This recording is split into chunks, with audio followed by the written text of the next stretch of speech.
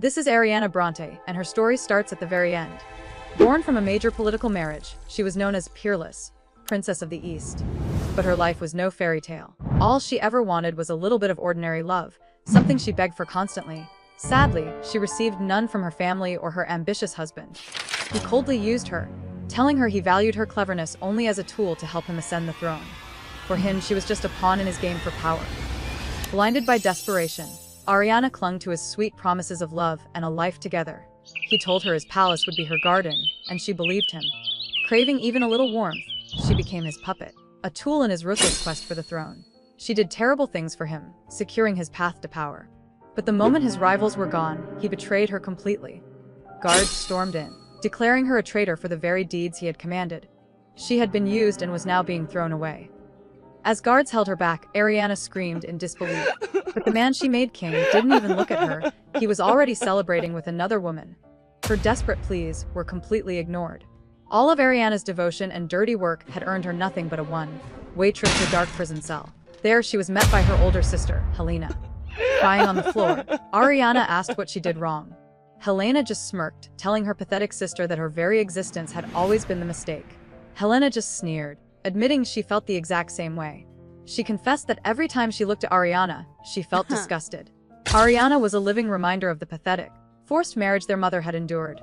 A painful memory surfaced, a tiny, crying Ariana begging for attention, only for her own mother to push her away with cold indifference. Her mother's words echoed in her mind. That someone like her should never have been born, and that she should live as if she were already dead. It was only now that Ariana finally understood it all. Looking back, Ariana saw a life completely empty of warmth. A husband's love, the simple affection of family, these were things she was always denied. She realized just how foolish she had been. In the grim prison cell, she finally conceded to her sister, admitting Helena was right. Helena just laughed, mocking her for only getting it at the very end. She struck Ariana hard, then signaled for the final punishment to be carried out. Her last words were a cold reminder Ariana was never wanted by anyone. Helena's last command was simple: Ariana would repay the emperor's kindness by dying with his sins on her back. As Ariana faced her end, another woman appeared, sneering that if she were reborn, she should come back as an insect, good only as an animal's next meal. But as the platform was kicked away from beneath her feet, Ariana made a silent, desperate vow. If, by some miracle, she was given one more chance to live, she would never be anyone's fool again. In her final, desperate moments, Ariana made one last wish. But it wasn't for love or happiness. Instead, she begged the heavens to let no one ever love her again, rejecting the very thing that had caused her so much pain.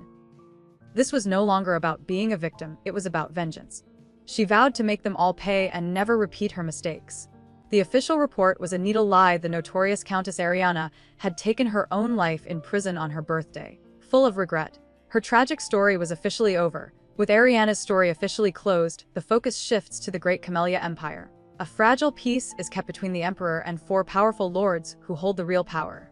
In the east, there's the mighty Russell White, and in the west, the cunning Rhodia Moblin. While the south stays quiet, the north is led by Cyrus Karha, the youngest lord in history. His reputation for beauty is legendary, making him famous across the land. A man as captivating as the moon itself. Cyrus Karha became the Lord of the North at a young age after his parents' questionable deaths, which the emperor ignored. While he appeared focused on a war against heretics, he was secretly building his forces, waiting for the right moment. When the third prince seized the throne, Cyrus made his move. He declared the North an independent nation, the Arcana Empire, and immediately declared war on Camellia. 2 years later, he had won. The traitorous Emperor Harold and Empress Victoria were dealt with for their crimes, and their defeat was put on full display for all to see. 2 years after Ariana's wrongful end, Cyrus Karha, the cold-blooded lord, would rise to become an emperor.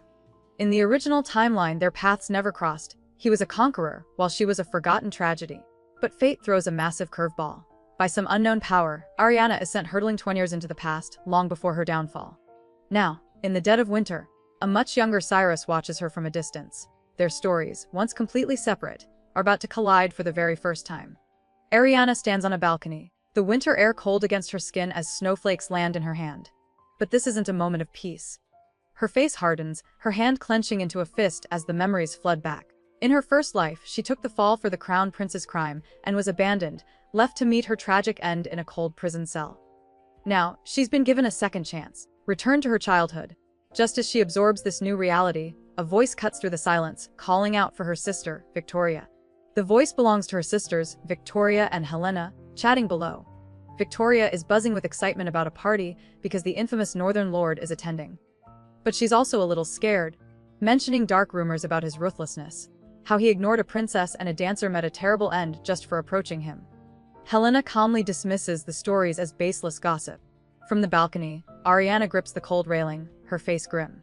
This isn't just a conversation to her, it's a memory flooding back from the past, the very winter when the whispers first began. Ariana realizes she has returned to her 16-year-old body, though she has no quid how. The reason doesn't matter. What matters are the painful memories flashing through her mind. Her sister Helena, who helped seal her terrible fate, and her mother, Rachel, the true architect of her misery. The confusion in Ariana's eyes vanishes, replaced by a chilling storm of resolve. She makes a new vow. She will take back everything they stole from her and make them regret our very existence. This time, there will be no mercy. A knock at the door cuts through the silence. Her maid, Louise, enters the room, announcing that it's time for a meal. She notes with false concern that Ariana hasn't eaten in 3 days and must be starving. Louise then presents a plate of food, but it's a disgusting, moldy mess. Her sweet facade cracks into a smug grin as she sneers about how merciful she is for serving a young lady with sticky fingers. But Ariana just stares coldly. She remembers this moment perfectly. It's that day. In her past life, this day was a total nightmare. She was framed for stealing her mother's necklace and locked away. When she refused the rotten food, the maid Louise delivered a harsh punishment for her defiance.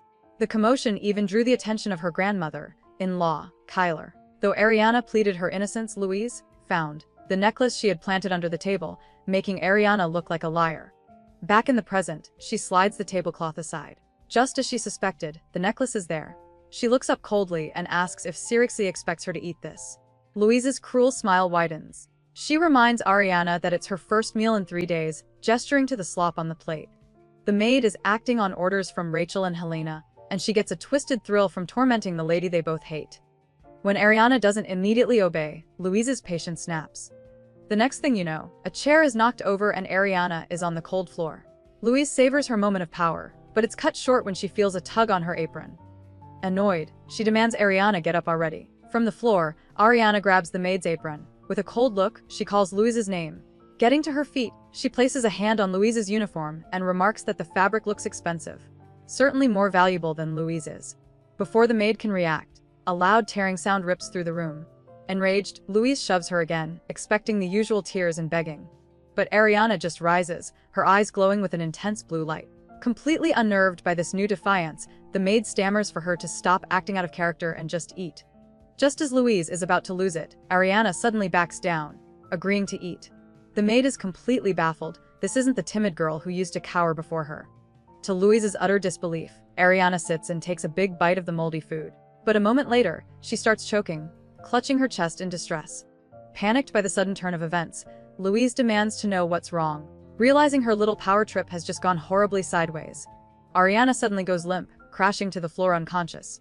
This sends Louise into a full-blown panic. She shakes Ariana, frantically telling her to snap out of it.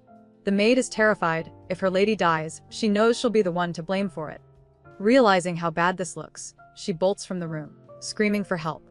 But this whole drama had an audience. Watching from a high perch, Russell White dryly notes that the second daughter finally collapsed, while the infamous Lord of the North, Cyrus, looks on in silence. Russell White looks on with pity, calling Ariana a poor child. He remarks that back in his eastern territory, she would have been treated like a princess. He tells Cyrus to listen, but the Northern Lord has already made up his mind. Cyrus states that even if her parents are his family's enemies, the girl herself is innocent and clearly being mistreated. Stepping out from the shadows, he kneels and gently lifts the unconscious Ariana into his arms, a faint, knowing smile gracing his lips. Ariana wakes up, finding herself in a clean, proper bed for the first time in ages. A doctor has finished his examination and faces the family. He announces loudly that Ariana has food poisoning and is suffering from severe malnutrition. Looking directly at Duchess Rachel, he questions if the family is having financial troubles, publicly shaming her. But Rachel's formidable mother-in-law, Keeler Bronte, dismisses the doctor. Once he's gone, she turns her icy gaze on Rachel, demanding to know why her granddaughter has been living in such horrible conditions. Rachel tries to play it cool, telling her mother-in-law she only confined Ariana to teach her a lesson about thievery. Lying in bed, Ariana realizes this is her chance. Everyone in the house knows it's an absurd excuse, but her grandmother has been gone for years and doesn't know the truth. Just as Keeler seems to accept the lie, Ariana sits bolt upright. She interrupts her mother, declaring that she never stole any necklace. Rachel orders her to be quiet, but Ariana ignores her, pleading directly with her grandmother to believe her. Ariana plays her trump card, asking her grandmother if everyone dismisses her because she isn't the Duke's biological daughter. The room goes silent. This bombshell completely changes the game. Now deeply suspicious, Keeler turns on Rachel, demanding proof of the theft and a description of the so-called missing necklace. Before her mother can lie her way out of it, Ariana chimes in. She perfectly describes a priceless diamond necklace, a wedding gift. Then, she casually mentions the maid, Louise, causing all eyes to snap toward the terrified servant. Ariana lays the final trap, claiming Louise was just bragging about having dozens of diamonds. The terrified maid denies it, but the damage is done. Taking control, Keeler orders the other servants to search Louise immediately. The maid tries to bluff, shouting that she has nothing to hide. Her confidence shatters when another maid pulls the massive diamond necklace from inside her uniform. Both Louise and Rachel look absolutely horrified. As the truth is revealed for all to see, Ariana smiles. She did it. This was the first small victory in her new life. As Ariana realizes she can change her own future, the maid Louise drops to her knees. She frantically claims it's a misunderstanding and that Ariana framed her. But Keeler is absolutely furious. Declaring that she cannot forgive a thief who shows no remorse, she orders the guards to deal with Louise harshly and throw her out of the mansion. Panicking, Louise grabs Rachel and is about to expose Helena as the true mastermind. But Rachel screams her name to silence her. Helena then smoothly steps in, calmly telling her mother she will handle the maid's reprimand herself. Helena approaches Ariana's bed, looking defeated. Ariana watches her coolly, realizing the tables have turned. Now, it's Helena who is desperately trying to win their grandmother's favor, just as Ariana once begged her for affection. A flashback reveals the family's dark history. Rachel, a princess from the West, fell in love with Jacob Brandt. However, his mother Keeler strongly opposed their marriage. To finally win approval, Rachel was given a twisted mission: marry the Eastern Lord, give birth to his child, and leak all his secrets before returning divorced. Watching her mother's desperate past play out, Ariana sees a painful reflection of herself. Just like Rachel, she once would have destroyed everything simply to be loved. But not anymore. She makes a silent vow that she will never throw her life away for affection again. Unseen by the family, two powerful figures watch the drama unfold. Juliana Robenta is impressed by the show of karma while the Northern Lord Cyrus Kara is intrigued. He notes that for a 16-year-old, Ariana's eyes hold a wisdom far beyond her years. Watching from afar, the Northern Lord Cyrus Kara is totally captivated by Ariana. He finds her presence both unsettling and magnetic, admitting he can't look away from her deep blue eyes. Juliana Robenta asks what he plans to do now that the family drama is over. She has her own agenda, deciding to explore the mansion later to find something she's looking for. That night, Ariana isn't resting either. With the mansion quiet, she slips into the deserted kitchen, on a secret mission of her own. In the dark kitchen, Ariana remembers a painful truth. Her mother, Rachel, despised her for resembling the Eastern Lord, often leaving her to starve as a cruel punishment. But that was the old Ariana. Now, she vows to take care of herself, no matter what. She grabs a bottle and takes a satisfying gulp, refusing to be a victim any longer. Suddenly, a man's deep voice cuts through the silence, mocking her unusual way of dining. Startled, Ariana freezes. That's no servant's voice. A complete stranger just caught her red-handed. Ariana spins around to face the intruder. The man simply flicks his fingers, and instantly, glowing ice crystals burst into existence, lighting up the entire kitchen. She gets a clear look at him now. Platinum hair, skin as white as pearls, and piercing red eyes. It all clicks into place. This isn't just some noble, he's an ice mage. There's only one person it could be. Her eyes widen in shock as she recognizes the infamous Lord of the North, Cyrus Karha, who stands there with a smug look, wondering why he's here. Before her fateful meeting with Cyrus, Ariana moved through the shadows of the Brandt mansion. She confirmed that her grandmother, Keeler, was now completely ignoring her, which was all part of the plan. Time was running out, she only had a few months. She vividly remembers her previous life, where her mother, Rachel, married her off to Viscount the moment she turned 16, all to expand the family's power. The horrific memories from that life give her strength. She makes a solemn vow she will escape this mansion before they can sell her off again. Ariana knows exactly what she needs to escape this nightmare: the power of the Eastern Lord, Russell White. The problem? He's her biological father, a man she's never even spoken to. She recalls seeing him just once in her past life, and his expression said it all. He absolutely despised her for being Rachel's daughter. but even that doesn't discourage her. Ariana is confident, declaring that she has a plan to make even a man who hates her accept her, turning his power into her ultimate shield. Ariana's plan is all about politics. She knows her mother was just a chess piece sent by the Western Lord to keep her father, the Eastern Lord, in check. That bitter rivalry is her key. Since Russell White already despises the Western Lord for damaging his reputation, Ariana will deliver her grandfather's weakness right to his doorstep. She doesn't need his love, only the official status as his daughter. As she reaffirms her goal, Cyrus's voice cuts through the silence, sarcastically noting that she has a strange way of eating and a big mouth.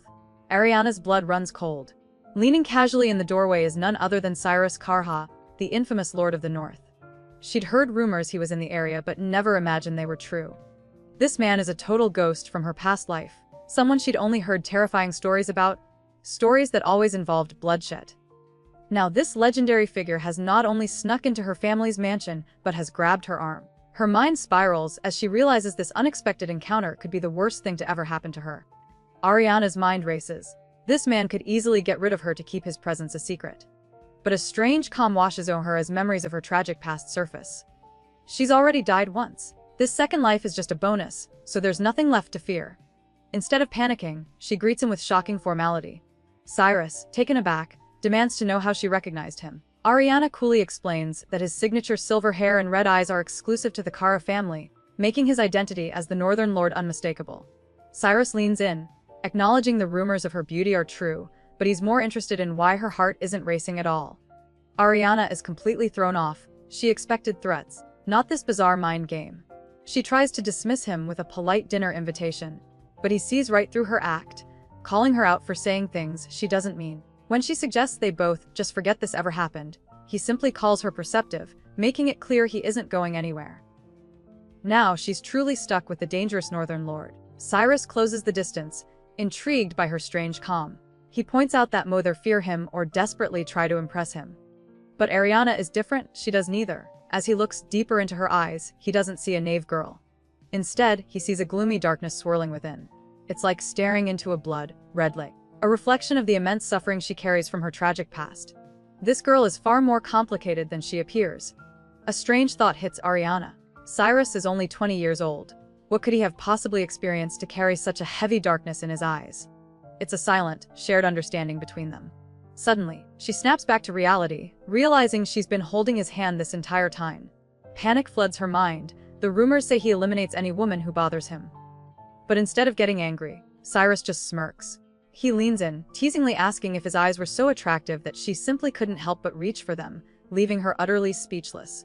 Trying to regain her composure, Ariana tells Cyrus he's nothing like the rumors and attempts to leave. But he's not done with her yet. In a flash, he pulls her back into the shadows, his hand covering her mouth as two maids walk by, gossiping. Once the coast is clear and drops a bombshell, he finds it strange how well she's treated, considering she's the child of the former Duchess. Ariana is completely floored by this revelation, realizing his hand is ice-cold against her skin. The maids' gossip echoes Cyrus's bombshell revelation. They whisper about how the Duke divorced his first wife, a simple country noble, to marry the current Duchess. As their footsteps approach, Ariana's mind races. Being found alone with a strange man would be a disaster. Her stepmother, Rachel, would seize any chance to make her life a living hell. The maids open the door to their hiding spot. In a split second, Cyrus pulls Ariana deeper into the shadows, his hand firmly over her mouth. The maid Louise strolls in, mentioning she found the chocolate she was looking for. For a heart-stopping moment, she looks right at them, and then walks away. Ariana is completely baffled. She knows the maids are paid by her stepmother, Rachel, to find any excuse to punish her. There's no way Louise didn't see them. Something isn't right. Ariana is completely baffled. How could the maid look right at them and see nothing? Then it hits her. This has to be the famous magic of the Lord of the North. Cyrus must have used his power to conceal them. Before she can react, he leans in close, whispering that he's done her a favor and now she owes him a debt. But Ariana isn't intimidated. She fires back that she never asked for his help. Cyrus simply states that since this is their first meeting, she should remember this lesson for the future. Ariana is completely on guard. His actions feel like some cheap trick to charm a woman, but his cold, red eyes tell a completely different story. She cuts straight to the point, asking what he could possibly want from her. Cyrus just scoffs, asking what a neglected girl like her could offer. He points out that for a first meeting, she seems to know him surprisingly well. He leans in closer, dropping a bombshell question. Isn't she curious why her mother favors her sister Helena? But this doesn't surprise Ariana. She already knows that dark secret. Ariana's mind races. How does this man know so much, and what are his real intentions for being here? Before she can figure it out, Cyrus drops the secret he's been holding over her head. Helena is Rachel Bronte's biological daughter. Realizing she has to play dumb, Ariana puts on a show of utter disbelief, grabbing him and demanding an explanation. Unimpressed by her act, Cyrus notes her lack of genuine curiosity, but decides to spill the details anyway. He reveals that back when Rachel's marriage to the Lord of the East was being arranged, she was already pregnant with Jacob's child. Cyrus continues the shocking tale, explaining that Rachel was so desperate she declared she'd rather die than give up her baby. Faced with this, a twisted plan was set in motion. A poor noblewoman was forced to marry Jacob, pretend to be pregnant, and raise Helena as her own. Meanwhile, Rachel went through with her political marriage to spy on the East. When her mission was done, Jacob's fake wife met a tragic end in a carriage accident, clearing the way for him and Rachel to finally reunite and have their second daughter, Victoria. Cyrus finishes his story, explaining that Helena was the painful secret Rachel had to abandon in the countryside.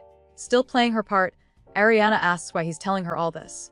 He just smirks, admitting he's interested in what she plans to do next.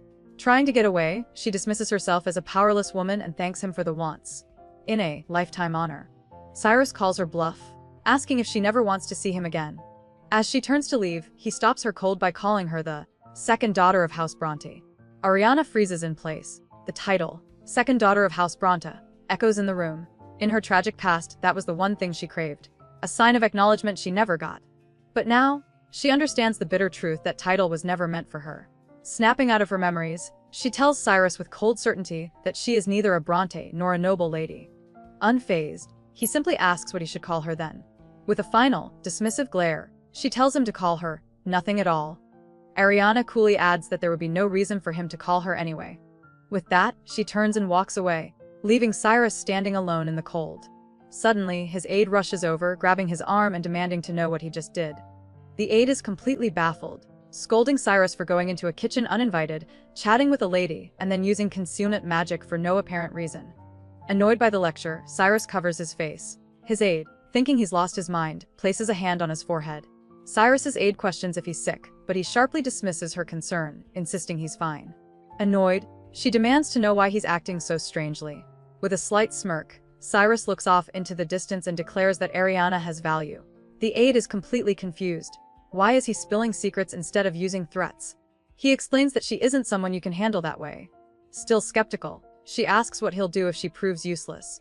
His answer is cold and clear: he'll just throw her away when the time comes. Cyrus watches her go, a cold smirk on his face. His decision is made. She's a pawn he can use. The scene shifts back to the Bronte mansion, where the atmosphere is just as chilly. Helena, Ariana's older sister, is walking through a grand hall when she's stopped by another voice. It's the third daughter, Victoria. With a deceptively sweet smile, Victoria asks if Helena got in trouble with their mother. She then innocently asks how her older sister is feeling, her true intentions hidden behind a look of fake concern. Helena glares, not buying her sister's act for a second. But Helena snaps. She jabs a finger at Victoria's chest, furious. She accuses her sister, revealing it was Victoria's idea to give Ariana spoiled food as a cruel joke. The prank backfired when Ariana collapsed and tattled to their grandma, getting Helena in trouble. With a twisted smile, Victoria denies it, saying she only suggested that leftovers were a better fit for Ariana. Victoria drops her sweet act, her smile turning into a nasty smirk. She mocks Helena for feeling wronged, then declares that this whole mess is Ariana's fault. She points out that thanks to Ariana, Helena is now short a maid and totally inconvenienced, while their sister is probably living it up in a fancy new room. Victoria's anger boils over as she questions why Ariana couldn't just stay in the East, but her rage vanishes instantly as she spots a portrait of Cyrus. Gazing at his picture, she giggles that his handsome face makes her feel better. As Victoria fawns over Cyrus's portrait, she's joined by another powerful noble, Juliana Rabenta. Juliana plays along, wondering aloud if Cyrus is as handsome in real life since portraits can be deceiving. The talk shifts to his visit, which Juliana confirms is happening only because Victoria begged their mother for an invitation. Victoria then puts on a fake sad face, saying she feels bad for Ariana. She knows Ariana would want to attend but has no pretty clothes or proper manners. Juliana scoffs, agreeing that their sister would only embarrass herself if she came.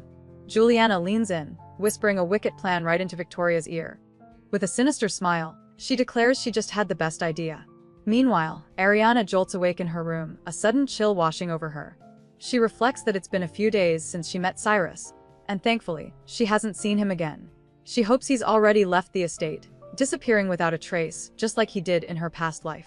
Wrapping her arms around herself against the cold, she steels her nerves, knowing that the big day is finally tomorrow. The so-called garden party at the Bront estate is tomorrow. Ariana knows it's just an excuse to gather in the massive greenhouse because of the cold. The real reason. It's all for her sister Helena. With Helena's debutante ball just months away, their mother Rachel is setting her up to build connections with powerful families. Ariana remembers that in her past life, this plan worked perfectly. As she walks down the hall, she ignores the maids whispering behind her. She knows Rachel will find out she left her room, but she couldn't care less anymore. Ariana's mind flashes back to her first life. She remembers this was the day they finally let her out of her tiny, isolated room. Back then, she was so thrilled to be free that she immediately went wandering through the snowy garden, just happy to be outside. But her brief joy was cut short when a harsh voice screamed her name. In her excitement, she had run straight into the one person she feared most, her one and only mother Rachel, whose expression was a mask of pure disgust. In her memory, Rachel's fury was instant. She demanded to know why Ariana was outside before a sharp impact sent her sprawling onto the cold ground. Back then, Ariana just took it. But this time is different. As Rachel raises her hand to strike, Ariana refuses to be a victim. She catches her mother's wrist midair, her grip like iron. Looking her straight in the eye, she finally asks the question that's been burning inside her. Is the real reason for this hatred because she has the same eyes as the Eastern Lord? Rachel's face twists with pure rage. She completely loses it, screaming at the wretched child for daring to talk back. In her fury, she lashes out, sending Ariana stumbling hard onto the cold ground. Towering over her daughter, Rachel finally unleashes the disgusting truth. She shrieks that Ariana should be grateful she was even born, admitting she never wanted a second child. Her real resentment is clear. She hated having to leave her precious newborn Helena just to give birth to this thing. The ugly secret is finally out. Rachel's mind flashes back to a letter she once received. It was an order from the Eastern Lord, Ariana's biological father. He had commanded her to raise the girl well and marry her off, just as he had done with Rachel herself. The memory fuels her rage. Screaming that she never wanted Ariana, she admits she only let her live because she was forced to. But before she can do anything else, a powerful, unseen force erupts from Ariana, sending Rachel flying backward and crashing hard onto the snowy ground. Rachel stumbles back to her feet, completely bewildered by the sudden hailstorm. Ignoring the strange weather, her rage takes over again. She screams at Ariana to stay right there and think about her actions, feigning surprise that the great Northern Lord was still there. With a cold look, Cyrus bluntly informs her that he doesn't like being welcomed anyway, completely shutting down her attempt to deflect. Cyrus leans in close, playfully warning Ariana that if they became friendly, all the ladies who admire him would be heartbroken. He asks if she wouldn't be sad. With a straight face, Ariana fires back that she'd cry herself to sleep every night. But Cyrus sees right through her act, smirking that she'd actually find it amusing. Realizing he's sharp, she tries to leave. He stops her, offering advice. But Ariana isn't having it and cuts him off immediately, stating she'll pass. She wants absolutely nothing to do with this guy. Seeing the unexpected look on Cyrus's face, Ariana suddenly changes her mind and asks what his advice is. He gets serious, telling her she needs to hide the raw hatred in her eyes. Cyrus warns her that showing such dangerous intent while she's so vulnerable will only get her taken out sooner. Then, he leans in close, revealing a shocking secret. His own eyes are filled with that exact same look. He isn't just warning her, he recognizes a part of himself in her intense gaze. Cyrus brushes off her situation, stating that he's strong enough to endure it. He then admits he's jealous of her. If he had her strength, he wouldn't have to hide his own feelings. Confused, Ariana asks what he means, but he only says he hopes she finishes her plans quickly. Taking this the wrong way, she asks if he just wants her to disappear.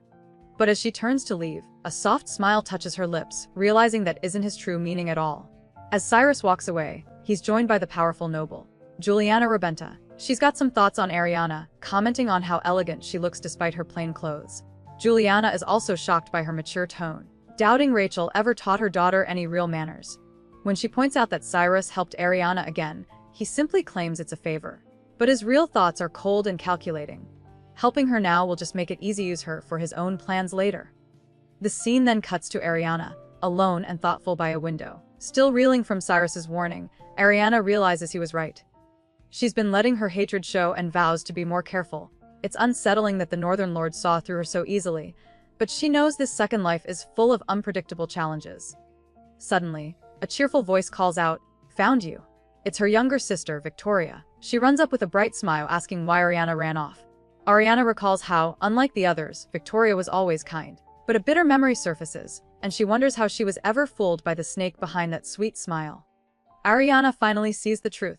It took her an entire lifetime to realize her sweet little sister, Victoria, was a cunning snake pulling the strings from behind the scenes. In her first life, Victoria used her charm to become empress, and Ariana foolishly walked right into the trap she laid. Back in the present, Victoria feigns concern, asking if Ariana is okay after their mother's outburst. But as Ariana plays on with a reassuring smile, Victoria's eyes narrow. She notes that Ariana seems different. Ariana instantly tenses, worried that her calm demeanor has already exposed her. Thinking fast, Ariana decides to play the part of a clueless, innocent girl. She feigns insecurity, wondering aloud if acting more mature would please their mother. Victoria immediately pulls her into a comforting hug, spinning a tale about how everyone likes Ariana and that their mother's strictness is just a sign of high hopes. But Ariana isn't buying it for a second.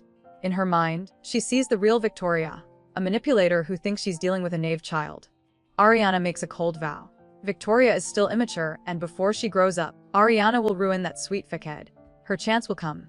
Victoria immediately begins her scheme, scolding Ariana for her lack of tea etiquette. She claims the proper way to drink hot tea is to pour it into the saucer and slurp it loudly to show appreciation. Ariana remembers this exact trick from her past life, a setup that led to her public humiliation. But this time she knows better. Playing along, Ariana agrees, but internally vows that things will be different. She will not be trampled on so easily again. With a determined glint in her eyes, she thinks about the party tomorrow. Ariana jolts awake, gasping for air. She's trapped in a nightmare, a vivid memory of the party from her first life. The cruel whispers of the nobles still echo in her mind, mocking her dress and calling her a disgrace. She remembers falling for Victoria's tea trick, slurping from the saucer like a child. Instead of defending her, her mother Rachel simply told everyone she was an unruly daughter who refused to learn. All Ariana wanted back then was to be loved, but her desperate wish only led to complete and utter public humiliation. A haunting memory floods Ariana's mind, taking her back to a party from her first life. She hears her sister Helena's voice chiding her, saying she could have just held back for one day. The feeling of being publicly humiliated is overwhelming. Ariana suddenly jolts awake in her bed, gasping for air. It was just a nightmare, but the memory was real. She remembers everything clearly now. On this exact day in her past life, her sisters tricked her into showing up at the party dressed like a country girl, turning her into a laughingstock. In her past life, Ariana was a fool. All she could do was cry as everyone pointed fingers and treated her like a problem child. But this time is different. Her eyes blaze with a new fire as she decides that if she has no one on her side, she'll just have to make an ally herself. Her plan is simple. She needs to get the attention of Duchess Juliana Rebenta, the most powerful noble in the capital. Ariana sees the Duchess as the perfect stepping stone to escape this mansion and change her fate. Ariana steels her resolve, absolutely determined to seize this new opportunity. Meanwhile, lavish carriages line up outside Duchess Rebenta's estate for the grand party. Elsewhere, Victoria Bront finds the infamous Lord of the North, Cyrus Karha. She playfully suggests he should crash the party, telling him everyone's shocked faces would be priceless. Amused, Cyrus asks if she really expects him to do something so tedious just for her entertainment. Victoria simply grins, saying it's a nice sacrifice to make for a friend. High above the estate, the Lord of the North, Cyrus, watches from a tree. His companion questions him, asking if he's going to see Ariana and pointing out that he clearly wants to help her. Cyrus scoffs at the idea, asking why he would bother. He states that he has no intention of playing babysitter. Meanwhile, inside, Louise the maid brings Ariana a hideous yellow dress and orders her to go back. As the party gets started outside, Cyrus looks on with a smirk. He believes she will be just fine without him interfering. Duchess Juliana Rebenta, the powerful noble Ariana needs, has arrived. After a brief greeting, she immediately asks about the second daughter's whereabouts. Thinking fast, Rachel lies Ariana is feeling unwell and won't be attending. But her older daughter, Helena, ruins the plan by cheerfully announcing that Ariana will be there soon. Rachel is furious at her daughter for contradicting her in front of their important guest. Just as the awkward tension builds, a cascade of brilliant blue hair appears at the top of the stairs. The show is about to begin. Ariana makes her entrance, not in a dazzling gown, but in a simple, brown dress that stuns the crowd. Her mother, Rachel, is furious, internally raging at her daughter for showing up dressed so plainly. She quickly confronts Ariana, reminding her that she was supposed to be sick. Unfazed, Ariana calmly apologizes for being late, cleverly adding that no one bothered to tell her when the party was starting. The bold statement leaves her mother speechless as the powerful Duchess Juliana looks on, intrigued by the unexpected drama. Rachel is absolutely losing it. She internally fumes, wondering what happened to the ugly dress Helena had picked out for her. She's even more furious that Ariana didn't bother to cover the marks on her face. Before Rachel can kick her out, her older sister Helena grabs Ariana's arm. She smirks, saying that standing next to her shandy little sister will only make her look prettier. Instead of getting upset, Ariana looks her dead in the eye. With chilling calm, she addresses her as My Lady, a formal title, not one for a sister. The crowd is stunned into silence. The powerful Duchess Juliana steps forward, putting everyone on edge. With a curious Ariana if she was truly sick and where she found such old clothes. Unfazed, Ariana calmly replies that she isn't sick, just hungry. She reveals the marks on her wrist, explaining that this is her only dress and the maids insisted she attend. The crowd explodes into whispers, questioning if she's even a real Bronte. Furious, Helena steps in, accusing Ariana of lying just to make their mother look bad. Suddenly, the third sister, Victoria, steps in, telling Ariana she's gone too far. But as a startled Ariana apologizes, Victoria grabs her arm, calling her sister, and pleading for her not to be upset. It's no use. Ariana knows her family can't undo this. The nobles have seen everything, and a public fight is far more interesting than the truth. Ariana doesn't care about her reputation. After the absolute despair she faced in her first life, becoming the center of gossip means nothing to her now. The crowd is dead silent after Ariana's cold address. But before Helena can explode in anger, the third sister Victoria steps between them. She pleads with Helena to stop, saying she can't bear to watch this any longer. Helena scoffs, completely baffled by the accusation of tormenting. Just as the tension peaks, Ariana sways on her feet. She quietly apologizes to the shocked onlookers, admitting she hasn't eaten in several days. Victoria's face goes pale with horror at the public confession. Instead of mockery, Ariana is surrounded by sympathetic nobles offering her cookies and kind words. While she quietly accepts, her sister Helena watches in a jealous rage, furious that Ariana is stealing the spotlight. But Victoria is in a full-blown panic. Her plan to make Ariana a laughingstock has backfired spectacularly. As another lady offers Ariana a cup of hot tea, Victoria freezes in horror. She remembers the tea was part of the trap, and now, with everyone on Ariana's side, she has no idea what's about to happen. As another noble lady questions Ariana's strange way of drinking tea, Ariana puts on an innocent face. She calmly explains that her sister, Lady Victoria, taught her this was the proper way. Victoria's face drains of color as she shrieks in denial, but it's too late. Ariana continues, telling everyone how Victoria called her yesterday, warning she'd be humiliated if she didn't drink tea this specific way. She then turns to her frantic sister and asks for forgiveness, feigning confusion and making Victoria look like a manipulative liar in front of everyone. The nobles notice Ariana's bruises are real, whispering that she must be in terrible pain to pull a stunt like this. As sympathy for her grows, the powerful Duchess Robenta confronts Ariana's mother, Rachel. She sarcastically remarks on how the family treasures their daughter. Rachel tries to dismiss it as a misunderstanding, but Juliana isn't having it. She questions how Ariana could get bruises in places she can't even reach. Then, she drops a bombshell, wondering if the Eastern Duke knows how his future bride is being treated, leaving Rachel pale and terrified. Duchess Robenta approaches Ariana, noting she's old enough for her social debut. The powerful Duchess extends a formal invitation, telling Ariana she'll be waiting for her in the capital. But this public victory had consequences. The party ended miserably for the Bront family, and back home, Ariana faced their wrath. After a severe punishment, she was locked away in the tower basement. Still, sitting in the darkness, Ariana feels no despair. To her, this temporary pain doesn't matter at all. Her long-term plan is working perfectly. Locked in the cold basement, Ariana smirks. Her plan worked perfectly. She had completely cornered her mother, Rachel. Now, the powerful Duchess Robenta has no choice but to take her to the capital or risk a massive scandal. In her past life, Ariana was terrified of being hated, but she now realizes that kind of affection was worthless. Suddenly, a voice cuts through the darkness, praising her for not crying like her sisters. Startled, Ariana looks up. The Lord of the North has somehow found his way into her prison. Cyrus Kara doesn't just walk in, he barges into the dungeon, demanding to know who dared block his path. He finds Ariana locked in her cell, their eyes meeting through the iron bars. He cuts straight to the point, asking why her own mother, Rachel, is so desperate to tear her apart. But Ariana doesn't ask for pity. Instead, she calmly replies that there are many kinds of families, and theirs is just one of them. Struck by her detached and mature response, Cyrus silently drapes his heavy coat over her shoulders. Cyrus sees the conviction in her eyes and remarks that she's a fascinating woman. Unfazed, Ariana replies that sparking even the slightest interest in a man famous for feeling nothing is more than enough for her. This comeback shocks Cyrus. He realizes she isn't just wary of him, she actually finds him bothersome. No one has ever treated the powerful Lord of the North this way, and he's instantly hooked. Deciding to test her further, he asks if the Eastern Lord, Russell White, knows how her family is treating her. Ariana confidently replies whether Russell White knows or not is irrelevant. She explains that after today's scandal, the news will spread like wildfire among the nobles.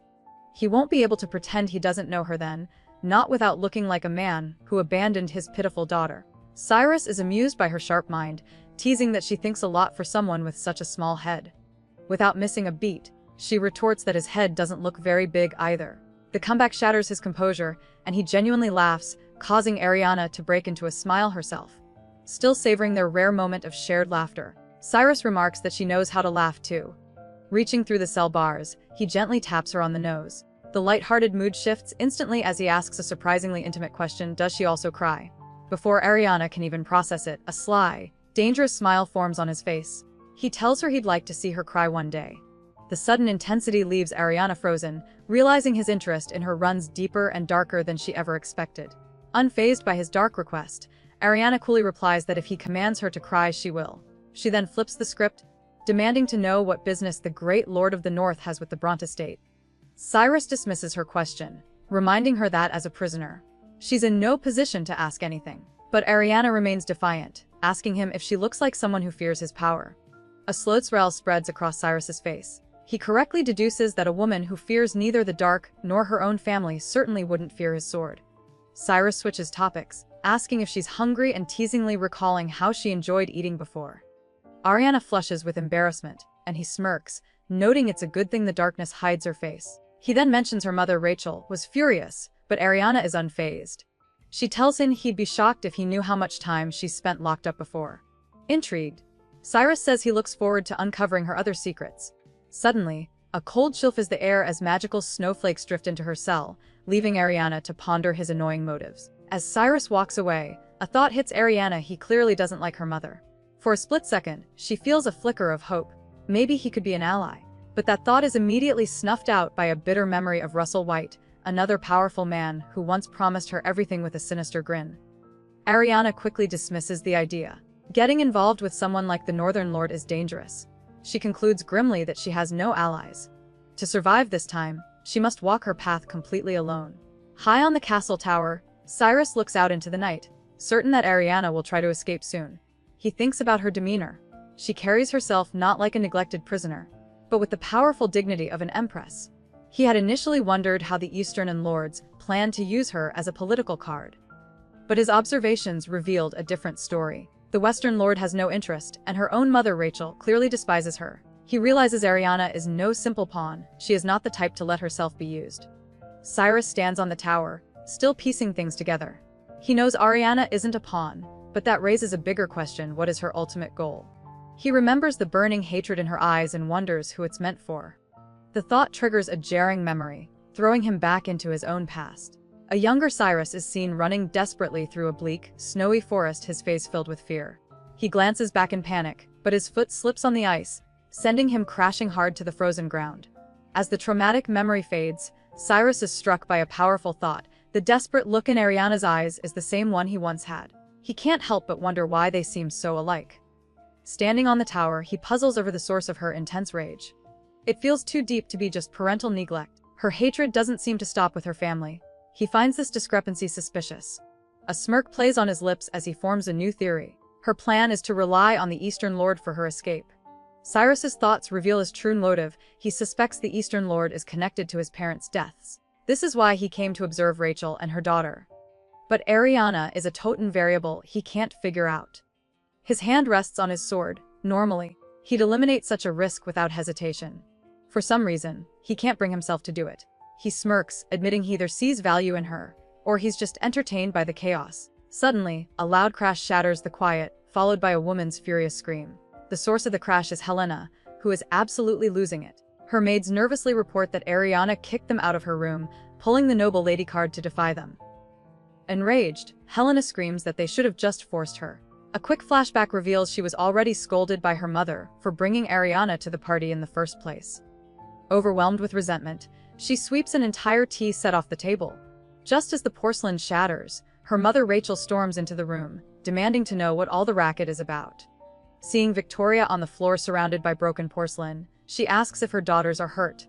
Victoria starts to explain Helena's outburst, but quickly gives up, knowing it's useless.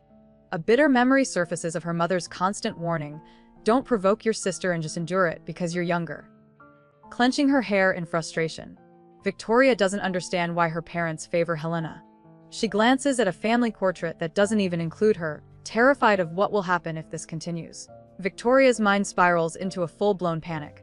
She pictures a horrifying future where her mother suddenly starts to like Ariana, leaving Victoria to take her sister's miserable, discarded place. The thought is so unbearable that she lets out a cry of frustration, clutching her head as the maids watch in shock. She blames Ariana for everything going wrong, but through her anger, a new thought emerges.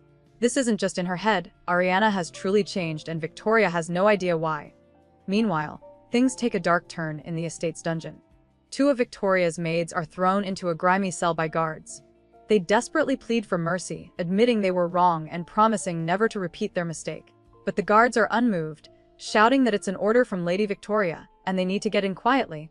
The heavy iron door slams shut, leaving the maids to scream for help behind the bars. Just outside the cell, Ariana watches the scene unfold with an unnerving calm. She recalls her past life, where Victoria always acted kind to the servants to maintain her perfect public image. But now, that mask is gone. Listening to the maids' terrified cries from their cell, she lies on the cold dungeon floor. They may be scared, she thinks, but at least they have each other. She reassures herself that she's okay. She's used to being alone. On lonely days like this, she used to escape into dreams. As Ariana lies on the cold floor, she drifts into a familiar dream. Her father, Jacob, rushes in like a hero, shouting her name. He wraps her in a desperate hug, calling her his beloved daughter and promising to protect her from now on. This was the fantasy she always clung to. A dream where she finally received the love she needed. But the fantasy shatters when a hand roughly grabs her arm. Her father is actually here. Looking up with cold eyes, Ariana addresses him not as father, but as my lord. She declares that she no longer needs his so-called love and will never beg for affection again. As her father's shadow fades, Ariana tells herself that this abandonment doesn't bother her. If she starts crying now, she'll just end up reliving her tragic past all over again.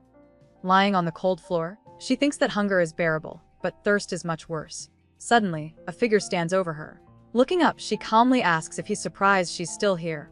A lantern's light flares up, revealing the Lord of the North, Cyrus, looking down at her in the darkness of the dungeon. Cyrus offers her a water skin and bread, telling her not to overthink it. It's just a drink. Confused by this unexpected kindness, Ariana asks why he's helping her. He looks down at the abandoned girl on the cold stone floor and states a simple truth: her life has been cruel. The words land with shocking weight. For the first time, someone actually sees her suffering. This stranger understood the sorrow of her miserable existence in a way her own family never did. Cyrus's kindness triggers Ariana's old fears. A dark voice in her mind asks if she's really going to fall for empty words and fake emotions all over again. But she fiercely rejects the thought, declaring that she has changed and won't be fooled. She pushes him away, telling him to save his kindness for the woman he truly desires.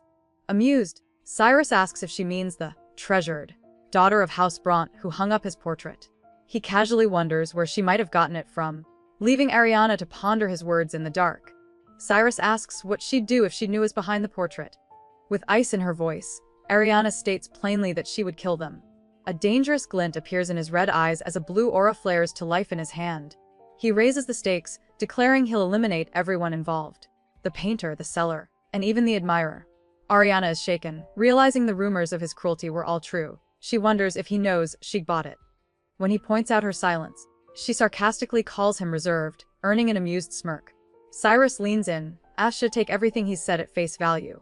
Even his cocky line about making women's hearts race. Without a hint of fear, Ariana agrees. But then, she completely flips the script. She boldly places a hand right on his chest, looking him dead in the eye.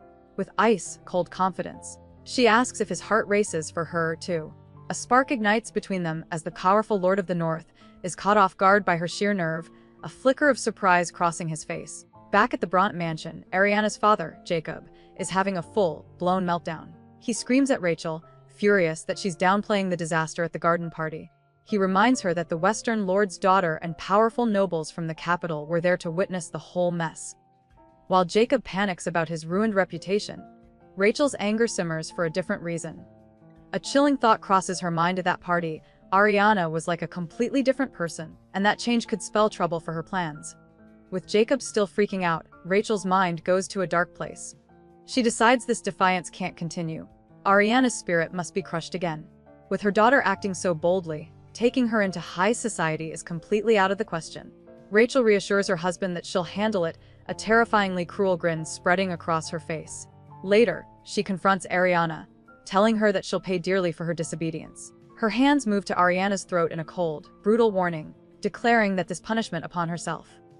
Cyrus is completely thrown off by her audacity. Still holding his gaze, Ariana confirms that of course her heart is racing. With a slight smirk, he points out that her stoic expression doesn't really sell it. She coolly explains that she was never taught how to make the right faces like a proper lady, but he should trust her. Before she can state the consequences of lying, Cyrus cuts her off, finishing her sentence for her. If her heart wasn't racing, he guesses, she would die, right? His smirk widens, clearly enjoying her nerve. With a faint, knowing smile, Ariana confirms that he understands the game they're playing. Cyrus leans in, completely captivated by her. He muses that some men would do insane things just for a woman's smile, then asks if she's the same way, giving a vague, "Who knows?" She doesn't give him a straight answer. Cyrus smirks, telling her that he knows her smile could be a powerful weapon. He finishes with a bold claim: if she ever learns to truly wield it, she could probably take over the entire world. Cyrus smirks, impressed that she's so quick to catch on. He playfully adds that even he hasn't managed to claim the world just yet. As he releases a lock of her hair, he vanishes in a flash of light, leaving her completely alone. Ariana shivers, wondering if he's hiding nearby like he did before. But when a tray of food appears, her system kicks in immediately. She knows a man with his power doesn't offer kindness for free. He definitely wants something from her in return for this small mercy. Ariana knows this is a test and refuses to be a pawn, smacking the food tray to the ground. She won't fall for his fake kindness. From outside the cell, Cyrus watches her every move, completely baffled. He knows being locked up is one thing, but a real prison is another. For her to stay so calm without even a sip of water is just impossible to him. Suddenly, a strange magic surrounds Ariana. The next thing she knows, the cold stone floor is gone, and she's plummeting through the open sky elsewhere. Cyrus meets up with his vice commander, Noah, in the forest. He asks for a report, and his subordinate confirms that the capital nobles have already bailed on the Western territory. They've figured out the whole banquet is just a fancy stage for the first princess's debutante ball. The man tries to mention Sir Isaac drinking out of boredom, but Cyrus quickly cuts him off, uninterested in such trivial matters. He dismisses the man, who then asks if they will be returning to the Northern Territory now. Cyrus declares they aren't returning north just yet. His subordinate immediately asks if his decision is because of Lady Bront, which instantly annoys Cyrus. He demands to know who started that rumor. A female knight reveals it was Sir Isaac, who gossiped that their lord was about to get a wife. She then promptly smacks her partner for his loose lips. The man comically begs for his life, but she just calls him a fool. Ignoring their antics, Cyrus states they've come too far to leave empty-handed as he stares toward the distant palace. Cyrus makes up his mind they aren't leaving just yet. He gives his men the order to wait one more week. Elsewhere, Ariana finds herself unceremoniously on the pavement outside the tower. She blinks against the bright sun, realizing she's been locked up for about 4 days. A sweet voice calls out to her. It's her older sister, Helena, approaching with a gentle smile. She says Ariana must have been through so much, then slyly adds that she and their mother a hard time because of her actions. Helena places a hand on Ariana's shoulder, her voice dripping with fake sympathy. She claims it broke her heart, saying she never realized how much her sister was suffering. Playing along for now, Ariana just quietly thanks her. As they walk, Helena reveals a surprising plan: a tailor is coming tomorrow to make a new dress, and then they'll go shopping for jewelry. This sudden kindness is a huge red flag for Ariana. She questions her sister's true motives, realizing her own actions have completely changed the timeline from her first life. Helena's sweet facade cracks as she asks why Ariana looks so unhappy. She wonders if her sister dislikes the new dresses and jewelry, but all Ariana sees is a venomous snake behind that fake smile. Playing along, Ariana just says she's too hungry and thirsty to think. This gives Helena the perfect opening to act concerned. realizing her sister hasn't eaten in days. She orders Ariana to her room, promising food will be sent. As the door shuts, both sisters think about how they only have each other, a lie they both seem willing to play for now. Back in her old room, Ariana is genuinely surprised. She expected to be thrown back into a tiny closet, but instead, she finds a space is just as she left it. It's like a time capsule, untouched and forgotten. Even the out-of-fashion jewelry they once made her wear is still sitting on the vanity. A knock at the door interrupts her thoughts. A maid she doesn't recognize wheels in a food cart. Curious, Ariana asks for her name. The girl smiles politely and introduces herself as Rosalind. As Ariana observes the new maid, she realizes the girl is clueless about her terrible reputation. This is perfect, she's exactly the kind of pawn Ariana needs. Getting straight to business, she asks the maid to pull off a risky favor, sneak out of the manor, and find a traveling merchant. To seal the deal, Ariana offers a flashy ruby brooch as a down payment, promising 2 more if the job is done right. The maid takes the jewel, agreeing to meet her at the manor's back gate in 2 hours. The plan is in motion. A proper meal sits before Ariana, a luxury she was always denied.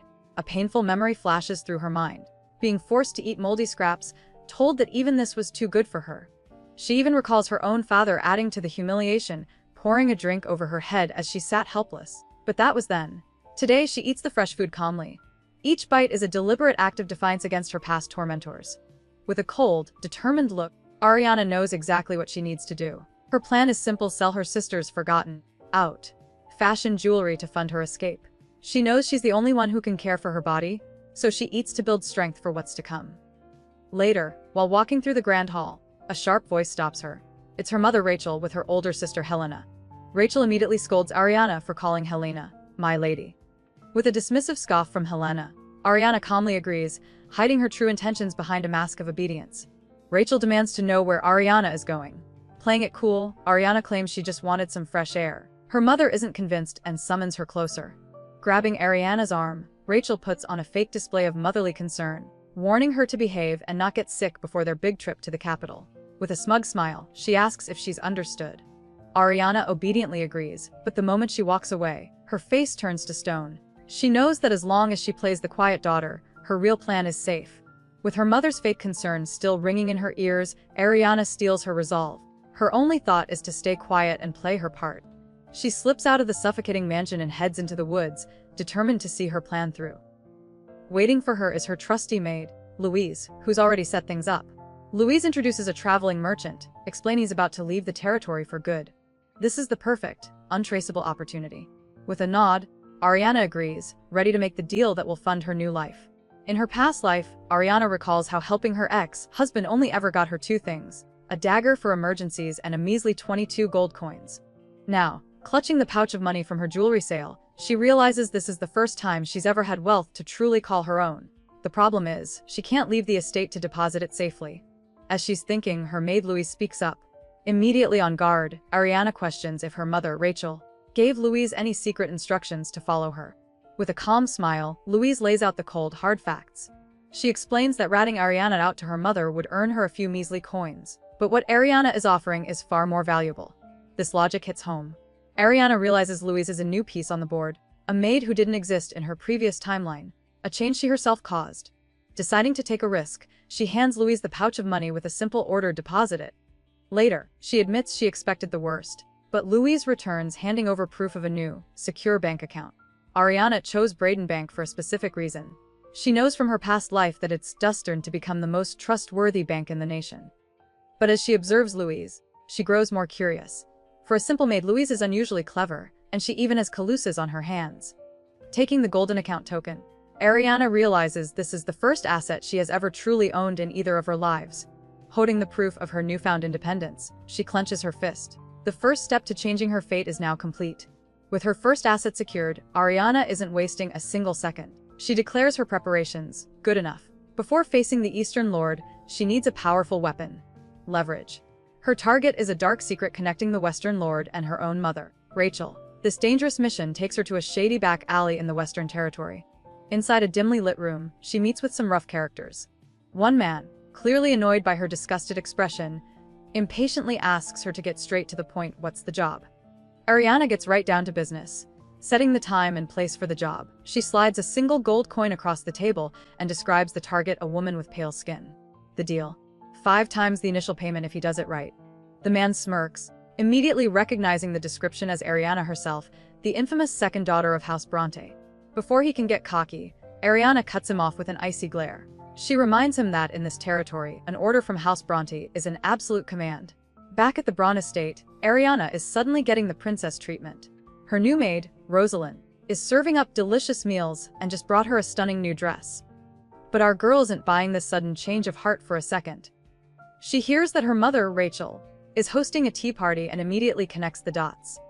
This isn't kindness, it's just a scheme to make her presentable for the social season. Feeling Rosalind's watchful eyes on her, Ariana knows the maid has an ulterior motive and calls out her name. With the maid's attention secured, Ariana lays out a secret mission. She gives a strict order: no matter what happens today, and no matter who asks questions, the maid is to remain completely silent. To ensure her cooperation, Ariana promises generous compensation even if nothing happens at all. Her final intense instruction is to simply watch what she does after her mother summons her. The maid's eyes sharpen as she takes in the command. She understands perfectly. A new, dangerous alliance is being formed right under the Duchess's nose. As expected, Ariana is called before her mother. Rachel greets her with a hollow compliment about the dress before revealing her true intention. She claims to have bought something special in town and insists on doing Ariana's makeup herself. With a chilling smile, Rachel begins her work, treating her daughter like a doll she can decorate and control for the upcoming party. Ariana plays along perfectly, her cold eyes watching her mother's every move, knowing the performance has just begun. The trap is officially being set. Rachel works on the makeup, thinking to herself how disturbingly cold her daughter feels. For Ariana, the touch isn't just cold, it's chilling. It brings back a horrifying memory of hurts in her past life, the feeling of something sharp and unforgiving against her skin. After a moment, Rachel steps back, announcing that it's done and that Ariana looks pretty. Looking at her reflection, Ariana can't deny she's beautiful, but she also knows her mother's fake affection has only managed to make it all look cheap. With the makeup done, Rachel lays the final piece of her trap. She asks Ariana for a small favor: to retrieve a necklace she supposedly left at a secluded pergola deep in the forest. The lie is paper thin, but Ariana plays her part flawlessly, agreeing immediately. As she walks away, a chilling memory of her past isolation strengthens her resolve. With the bait taken, Rachel turns to the maid, confirming that all the noble ladies have gathered. The stage is now set for her daughter's downfall. With the trap set, the real party begins. Following her mother's instructions, Ariana walks toward the secluded pergola in the forest. Suddenly, a man's voice cuts through the quiet, complimenting her sharp senses. She immediately recognizes him: Ronder, a notorious scoundrel famous for his bad reputation with noblewomen. As he smirks, she wonders if she made her part in this trap too obvious. He tells her not to be so wary and takes a confident step closer, cornering her exactly as her mother had planned. The game is on. Ronder grabs Ariana's arm, refusing to stop and saying he has too much to gain from this. But before he can react, he cries out in pain. A sharp sting hits his arm as blood begins to spray. Surprise! Ariana was holding a dagger the entire time. He tries to intimidate her, boasting this her first time forcing himself on a lady. But Ariana's eyes turn to ice as she reveals this isn't ever her first time either. With a single swift motion, she drives the blade home, leaving him reeling in shock. Standing over the whimpering Ronder, Ariana coolly asks how much her mother paid him. The price for her ruin: a measly 6 gold. She offers to double it if he walks away, warning him that things will get much worse if he lays a hand on her. But Ronder gets a greedy look in his eye. He scoffs at her offer, realizing that forcing a scandal and becoming her husband is a much bigger prize. Meanwhile, Rachel puts on a smile and invites the ladies for a walk, leading them straight toward the pergola to witness the show. Ronder gloats that soon every noblewoman will witness their love, spreading the story far and wide. He lunges, but Ariana reacts instantly, sending him flying with a solid kick. Furious, Ronder recovers and pins her down, declaring they'll become husband and wife on the spot. Ariana calls him an idiot, warning that her mother will discard him once he's served his purpose. As he leans in, she issues a chilling threat: the moment he dares to touch her, she will rip out his tongue. Just as Ronder makes his move, a shadow falls over them. In a flash, the creep is torn away from Ariana and sent crashing to the ground. A new player has entered the game: Cyrus, the Lord of the North. With Ronder dealt with, Cyrus turns his cold, red eyes on Ariana. He holds the thug up by his collar and asks if she was trying to get close to this man, or if she had another trick planned all along. Ariana looks up, stunned by his suddenness and even more by his sharp, accusing words. Cyrus's intervention was swift and final, leaving Ronder motionless on the floor. Internally, Ariana is terrified, but she forces herself to show no fear, even as Cyrus gently lifts her chin. He states plainly that the man is finished. While most women would have fainted from the shock, Ariana remains standing tall. Cyrus is amused by her reaction, finding the second daughter far more interesting than he expected. He turns away, cleaning a small blade, completely intrigued by this girl who refuses to break under pressure. Cyrus scoffs, questioning if she really thought a tiny decorative dagger could stop a strong man. Unfazed, Ariana replies that one must always have a backup plan. He presses her, asking if she's willing to get her hands dirty to win. With a chilling calm, Ariana retorts that someone who enjoys dragging others through the mud shouldn't be afraid of getting a little dirty themselves. Struck by her words, Cyrus watches as she curtsies, thanking him for stepping into her mess. She promises to repay him someday and promptly walks away. Ariana formally excuses herself and turns to leave. But as she walks past, Cyrus casually steps on the hem of her long dress, stopping her dead in her tracks. He finds the whole situation very interesting. Once she's finally gone, he calls for his aide Noah. With a cold look, Cyrus gives a sharp order: send an investigator immediately. He specifies that the person must come from the Empire, not the Western Territory. A smirk crosses his face. He's definitely intrigued by the Bront girl and wants to know more. With the situation handled, Cyrus casually sheathes his small, stained blade. Elsewhere, a mysterious letter finds its way to Ariana's sister Victoria. It's from their mother, Rachel, urgently summoning Victoria to a pergola to help with Ariana. Confused but obedient, Victoria hurries to the location. When she arrives, she finds her mother already speaking with another lady. But instead of welcoming her, Rachel angrily demands to know why she's there and orders her back to her room, leaving Victoria completely stunned and confused. Before Victoria can even process what's happening, her older sister Helena physically pushes her away. Utterly confused, Victoria can only wonder why she was summoned just to be thrown out. Meanwhile, the powerful noble Juliana Robenta suggests letting the youngest daughter stay, remarking that she's heard Victoria is quite mature. But Rachel coldly shuts it down, calling her a child who would only get in the way. In her mind, Rachel's sinister plans clear. She needs Juliana to witness Ariana's complete disgrace, ensuring the humiliating story spreads like wildfire throughout the Empire. Rachel knows today is the day she will completely ruin Ariana. She spins a wicked story for Juliana Robenta, painting her daughter as a reckless girl who brings men into the mansion. To seal the deal, she uses a cleverly staged reflection, showing the ladies a scandalous image of Ariana with a man. Rachel smirks, believing this shocking visual is far more powerful than any vague rumor. With her trap set, she cheerfully invites the ladies into a pergola to rest. But a sudden scream erupts from inside, revealing the final, humiliating piece of her plan. The man Rachel hired suddenly collapses inside the pergola, completely motionless. One of the ladies lets out a terrified scream. Rachel's plan instantly falls apart. She's shocked, wondering what this means for her scheme against Ariana. Just then, the Imperial Investigation Bureau storms the estate, announcing they're investigating an intruder. An officer quickly finds the body, reporting the man has a fatal chest wound from a dagger and his neck snapped from the fall. Rachel is speechless. Who could have possibly called them here? Rachel breaks into a cold sweat. The chief of the Imperial Investigation Bureau is here in person. This is way more serious than she anticipated. A terrible feeling sinks in as she realizes her plan is going completely off the rails. Suddenly, an officer calls out a name, but it isn't Ariana's. He calls for Victoria Bront. The youngest daughter freezes, stunned. The investigator holds up a torn piece of a dress with her name on it, asking Rachel to confirm Victoria is her daughter. The trap has just snapped on the wrong person. The vicious trap Rachel set for Ariana snaps shut, but not on its intended target. Far away in her room, Ariana remains perfectly calm.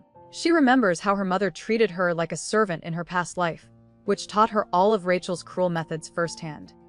Ariana looks at a handkerchief belonging to her sister, Victoria.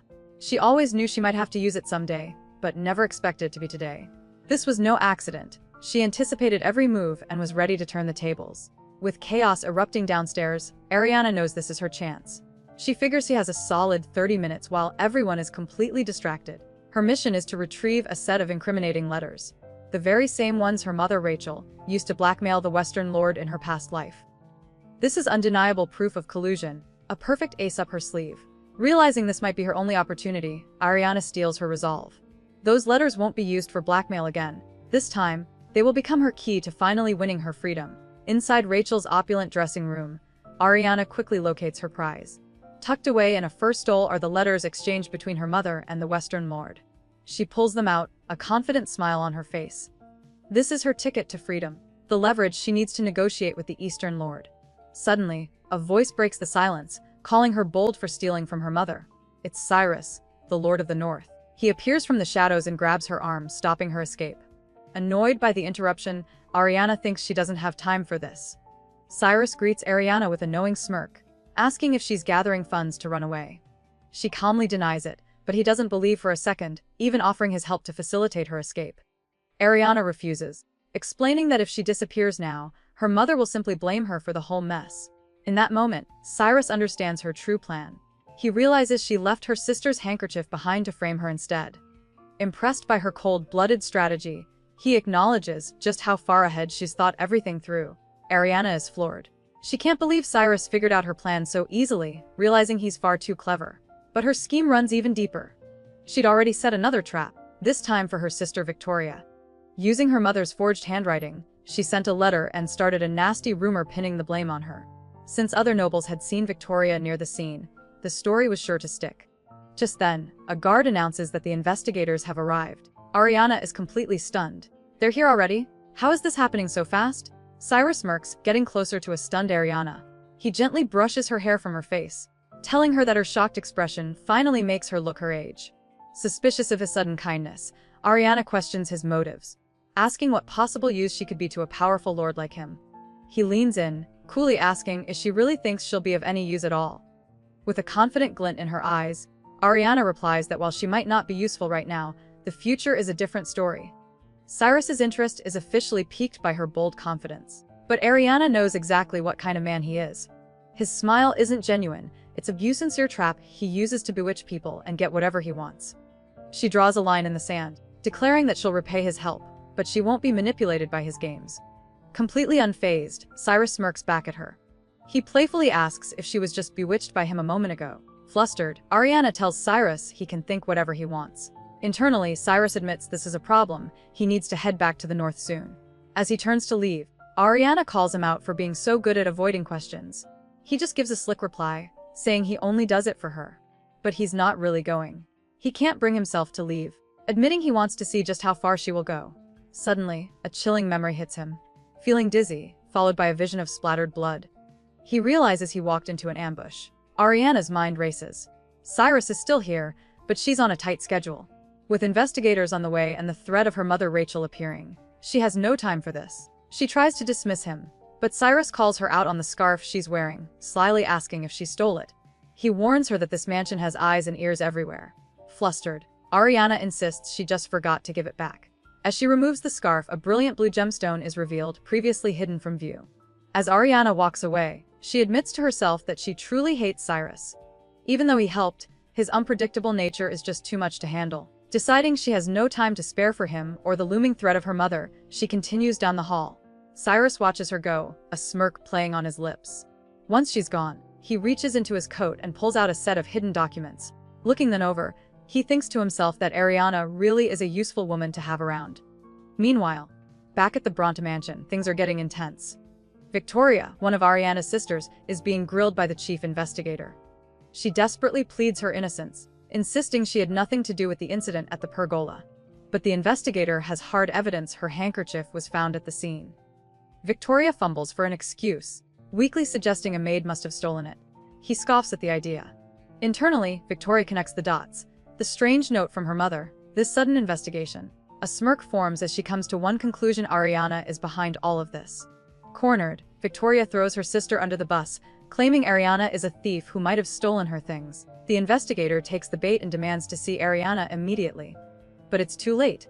Rachel sweeps in, only to learn from a maid that Ariana's room is completely empty. She's gone. Rachel puts on a fake act of a disappointed mother for the investigator. The moment they're alone, she embraces Victoria, internally raging that someone dared to frame her precious daughter. Meanwhile, far from the mansion's drama, Ariana is already on the move. The investigator presses Rachel, asking if Ariana fled because she was guilty. Playing the part of a disgraced mother, Rachel tearfully agrees. Internally, though, she's convinced Ariana isn't smart enough for a scheme like this. She assumes Ariana caused some terrible accident and ran away in a panic. All that matters is finding her to clear Victoria's name. Rachel barks in order to find her runaway daughter immediately. Just then, a maid rushes in with urgent news, looking extremely worried about what she has to say. The maid finally spits it out. Ariana didn't flee to some back alley, she went to the Western Lord's territory. And she isn't hiding.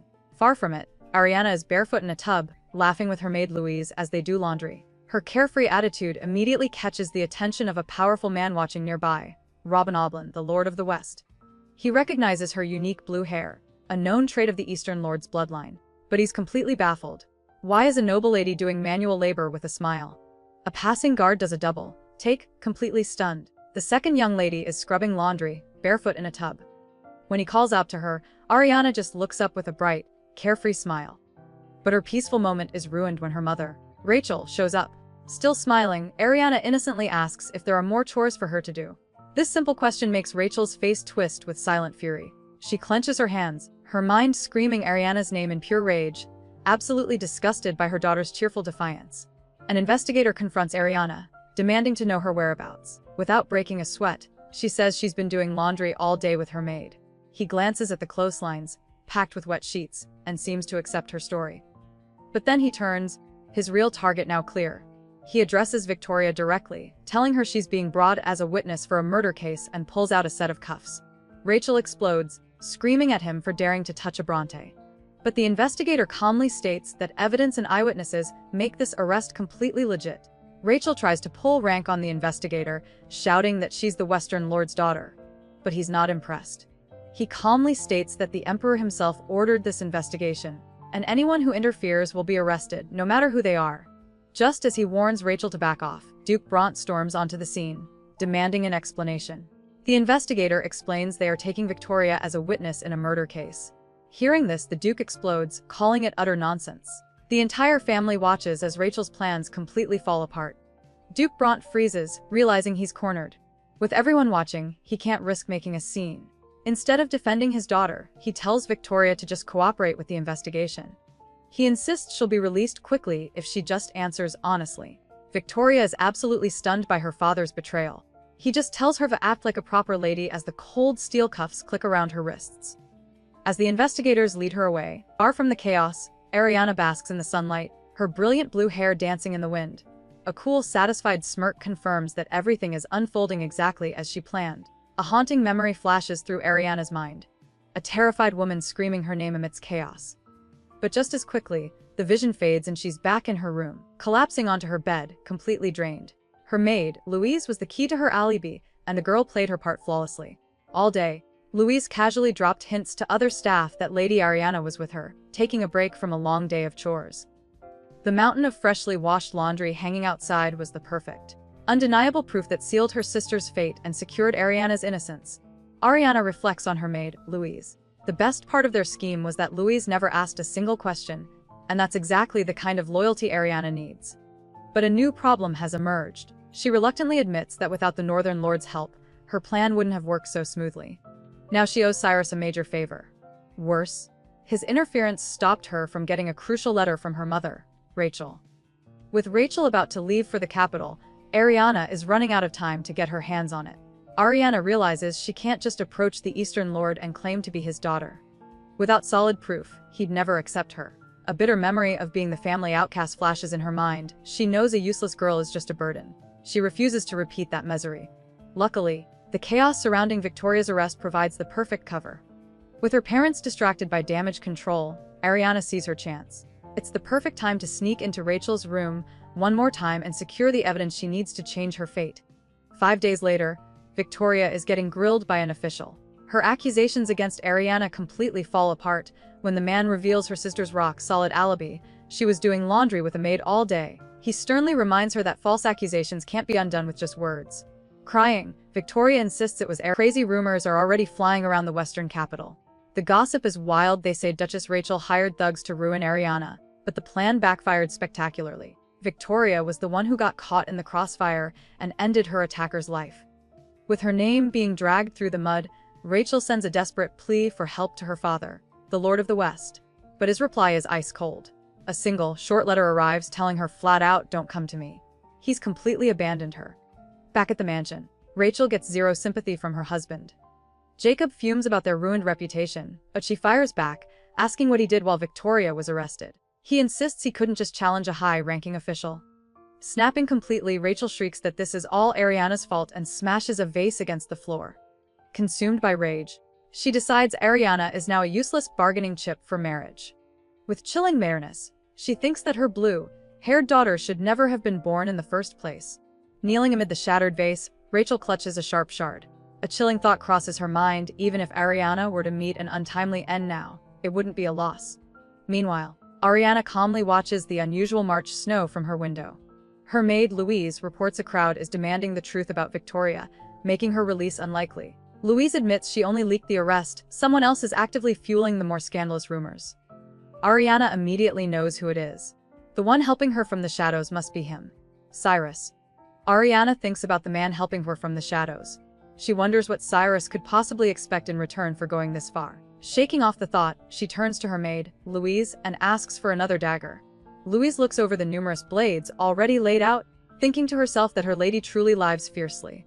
Without a second thought, she promises to bring another one right away. As snow falls outside, Ariana clenches her fist, cementing her new resolve. She was going to live fiercely from now on. Ariana thinks about her sister Victoria, miserable in prison, and her mother Rachel, who is completely helpless. But as she touches the cold glass, a chilling realization hits her: this isn't enough. Their suffering is nothing compared to the absolute despair she endured in her first life. Victoria is just in a cushy noble's cell. Ariana decides they must walk the exact same path she did. She will drag them through the same hell, step by step, even if it means falling back into that darkness herself. Her resolve is now absolute. But as Ariana ponders her revenge, something feels off. She knows the Western Lord, Rodium, is connected to Victoria and wouldn't stand for this family disgrace. By all accounts, he should have secured her sister's release days ago. So why the delay? The scene cuts to 2 days earlier, revealing the answer. At his grand estate, a stern Lord Rodium expresses his surprise at an unannounced guest. And who is it? None other than the Northern Lord, Cyrus, who greets him with a confident, knowing smirk. He's clearly been busy pulling some strings. Lord Rodium is internally panicking. The timing of Cyrus's visit is just too perfect, showing up right after Victoria's imprisonment. While Rodium's first instinct is to free her, he's wary of the Northern Lord's schemes. He tries to pull rank, calling Cyrus insolent for being so casual. But Cyrus immediately shuts that down, reminding the Western Lord that they are equals. Annoyed, Rodium cuts to the chase and demands to know why he's really here. A flashback then reveals the source of Cyrus's cold resolve: his parents were eliminated and disgraced years ago. Lord Rodium recalls the Northern Lord's brutal history. As a child, Cyrus Bailey stamped on his life by his own retainers, surviving only because of a loyal sacrifice. While he was gone, the North fell into total chaos. But at just 14, Cyrus returned with a force of knights, crushing all his rivals to reclaim his title. Rodium shudders, realizing that a boy who endured such hardship must carry a deep darkness within him.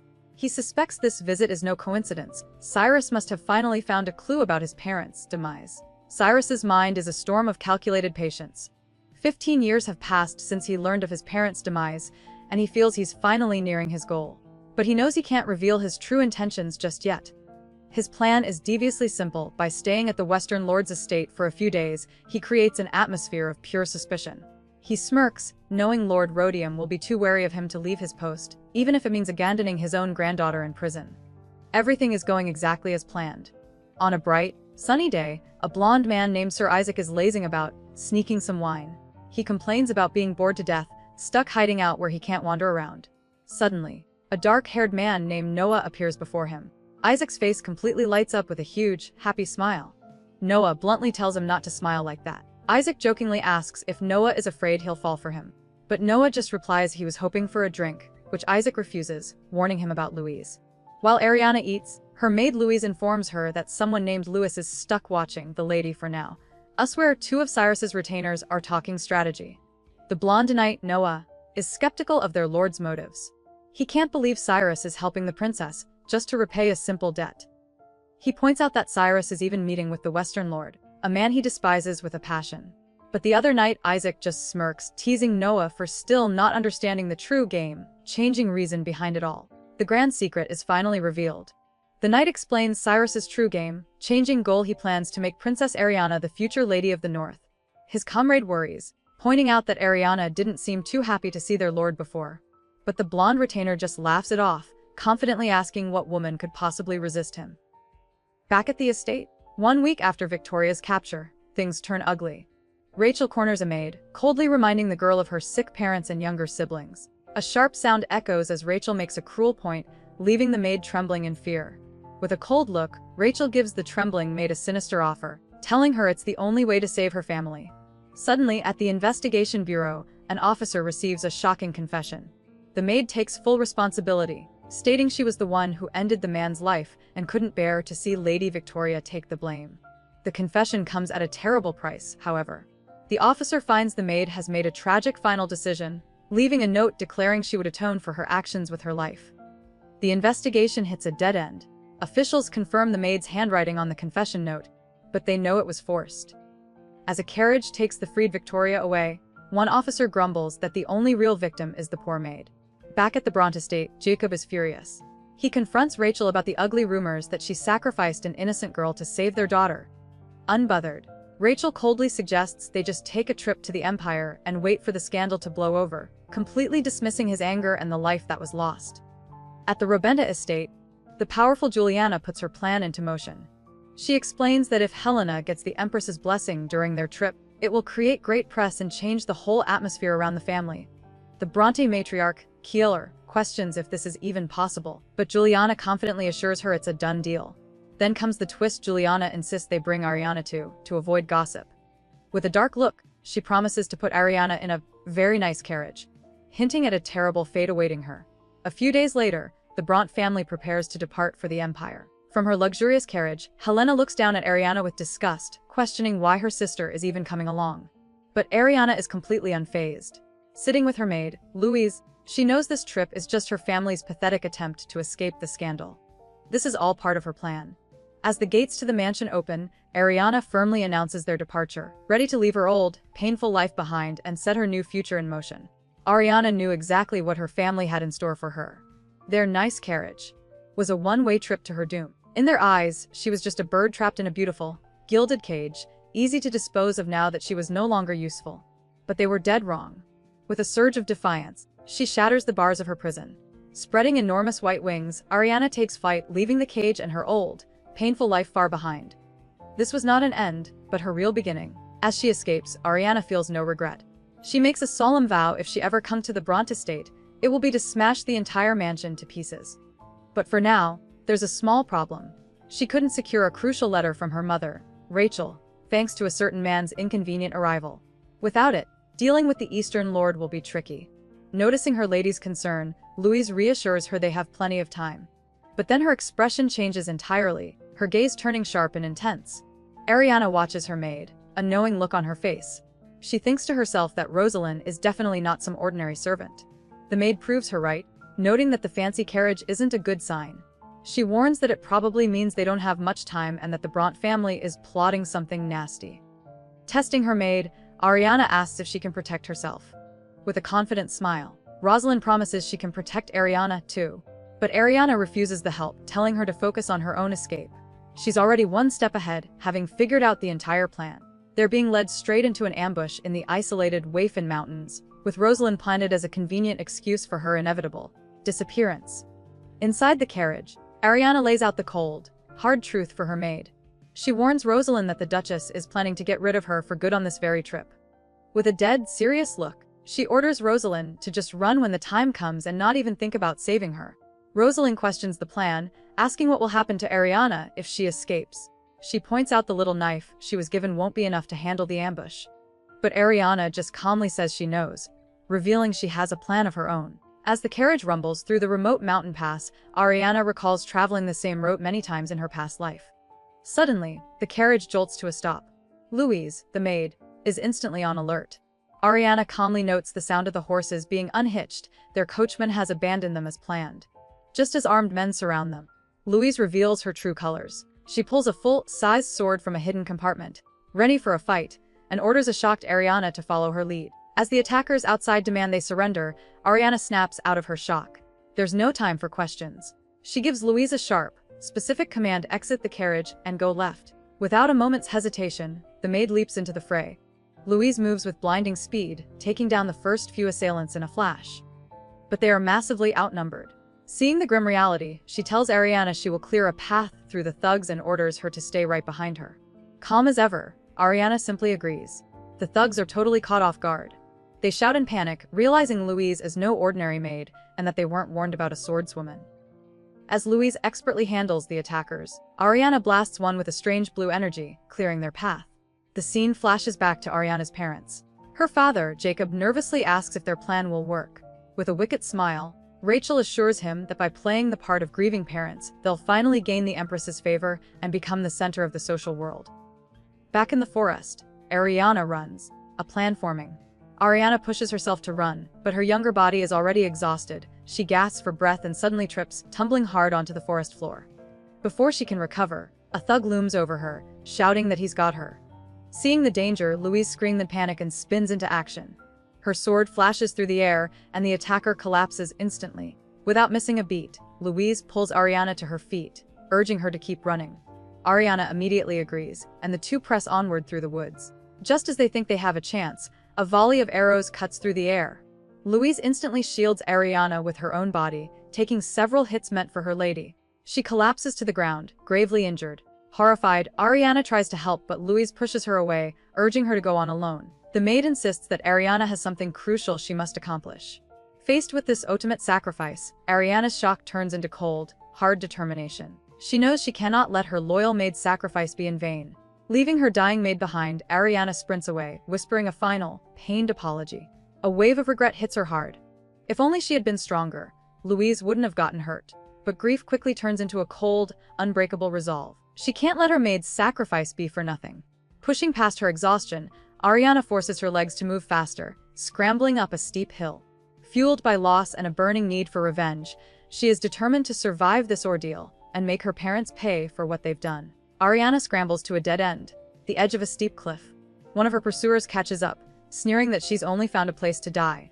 But a strange calm settles over Ariana. She remembers this exact spot from her past life. Back then, she'd been cornered by bandits and chose to jump rather than face a grim fate. She recalls the fall, the shock of landing on a hidden ledge, and surviving by playing dead. Armed with this memory, she knows what she must do. This isn't a desperate leap, it's a calculated escape plan. Ariana faces the cliff, wondering if luck will be on her side a second time. Before she can make her move, her pursuer suddenly collapses. A calm voice warns her that standing so close to the edge is dangerous. She looks up to see Cyrus, the feared lord of the north. He stands over the unconscious guard, having dealt with the threat completely. After a moment, Cyrus calmly sheathes his sword, his intense red eyes fixed on Ariana as he internally wonders if he arrived too late. Ariana turns to face the fearsome lord of the north, her expression calm and unbothered. She coolly informs Cyrus that she never made him any promises. Thinking she was about to do something drastic, he asks if she was planning to end her life. But he quickly sees the look in her eyes isn't one of despair. It's pure calculation. He warns her that if her plan goes wrong, she'll die. With chilling resolve, Ariana states that if death is the outcome, then so be it. Ariana calmly accepts her situation, muttering that this is just her luck. Cyrus, surprised by her composure, notes that she really isn't afraid. He reaches out, touching the scar on her cheek and stating that while a scar is an honor for a man, it's not for a woman. Unfazed, Ariana retorts that she doesn't need anyone to recognize her badge. Just as she shifts her weight, Cyrus grabs her hand and pulls her back from the edge. Without warning, a massive surge of icy blue power erupts from him, shocking Ariana completely. The ice magic erupts, not as an attack, but as a massive bridge, carrying them safely down the cliffside. Cyrus holds Ariana securely, telling her she was careless.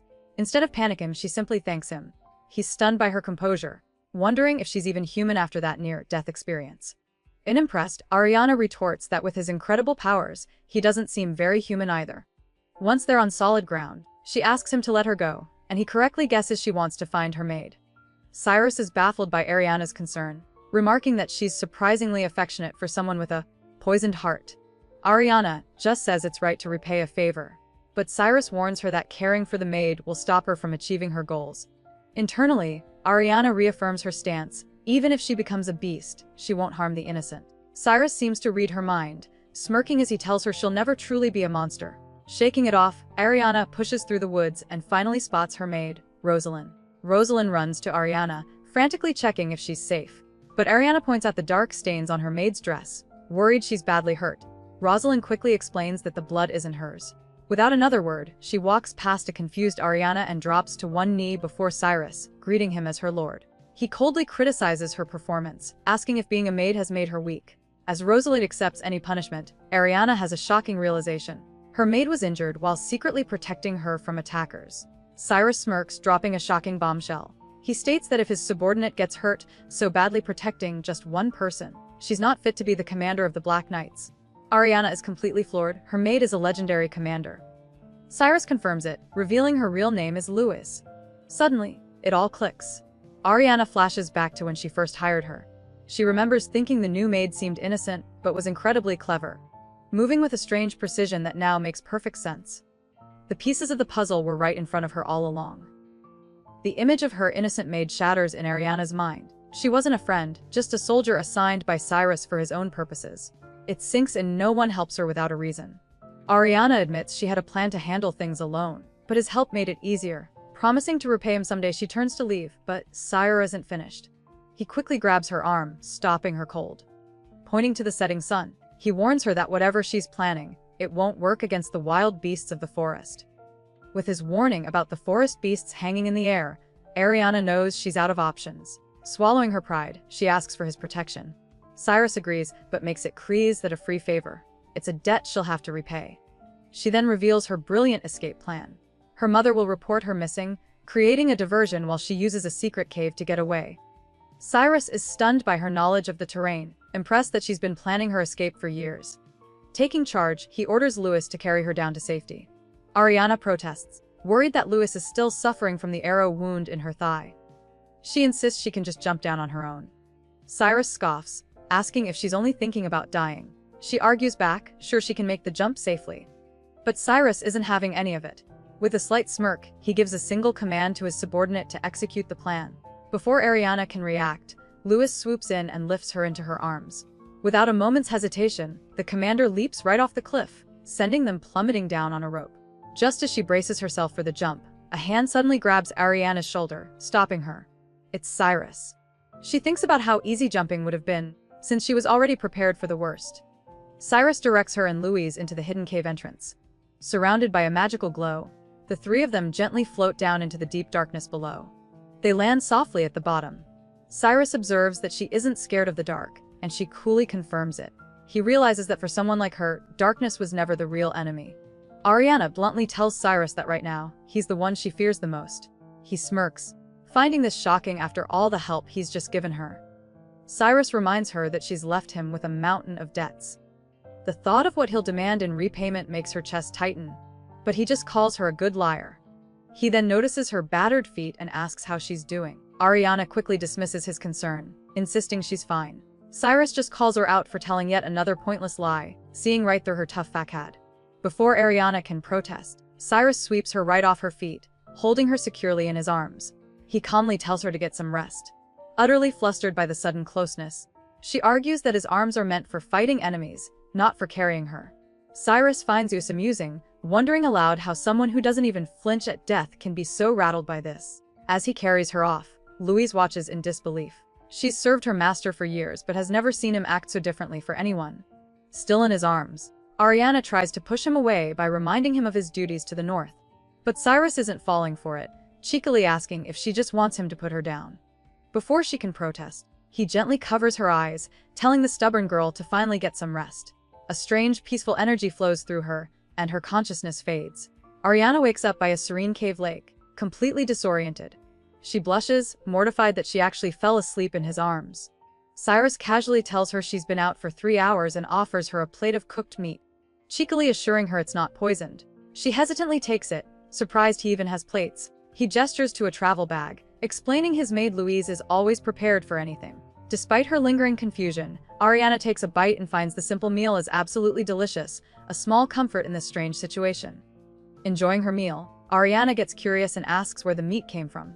Cyrus just smirks, saying he got some fresh meat earlier. A horrible image flashes in her mind, one of the pursuers he dealt with earlier. She freezes, absolutely disgusted by the implication.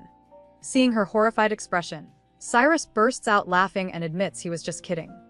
He correctly guesses she's only holding back her anger because he gave her food. He assures her it's just animal meat and then asks about her injured foot, which she realizes no longer hurts. Cyrus explains her foot was treated with a special ointment from a skilled alchemist. When Ariana asks who did it, he smirks and claims the credit himself. She's left speechless. totally unable to picture the stoic Lord of the North tending to her feet. Seeing her flustered reaction, he admits he was just kidding, clarifying his maid Louise handled it. Visibly relieved, Ariana agrees that's much more reassuring. Cyrus then pokes the bear again, asking if she's angry. She snaps back, privately frustrated by how easily this man gets under her skin. Now that the immediate danger is over, Cyrus asks Ariana about her plans. She explains heading to the Empire is a no-go, her family would find her instantly.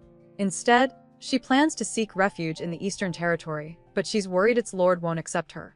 Cyrus confidently tells her not to worry, insisting the Eastern Lord will gladly take her in. He urges her to trust him, but Ariana has learned her lesson the hard way. Staring him down, she declares she doesn't trust anyone. Unexpectedly, Cyrus smirks, telling her that's the right attitude. Telling her that if she can't trust others, she should at least trust herself. He calls her a clever child, but his words hit a raw nerve. Ariana flashes back to her past, realizing that being clever would never have saved her. A chilling image of her mother, Rachel, ready to get rid of her, confirms it. To survive, she must act just smart enough not to be a threat. He's not less suspicious. He's suspicious of everything. As Ariana puzzles over Cyrus's suspicious nature, she concludes he must be playing dumb on purpose. Their tense moment is suddenly broken when Louise, her maid, reappears holding a giant fish. Louise keeps calling Ariana, Your Highness, asking how she'd like the fish cooked. Totally annoyed, Ariana begs Cyrus to make her stop, but he just smirks. He smugly tells her he doesn't meddle in his subordinates' affairs. Defeated, Ariana forces herself to just endure it, knowing she has far bigger problems to deal with right now. Ariana insists she has to leave immediately, but Cyrus is completely unbothered.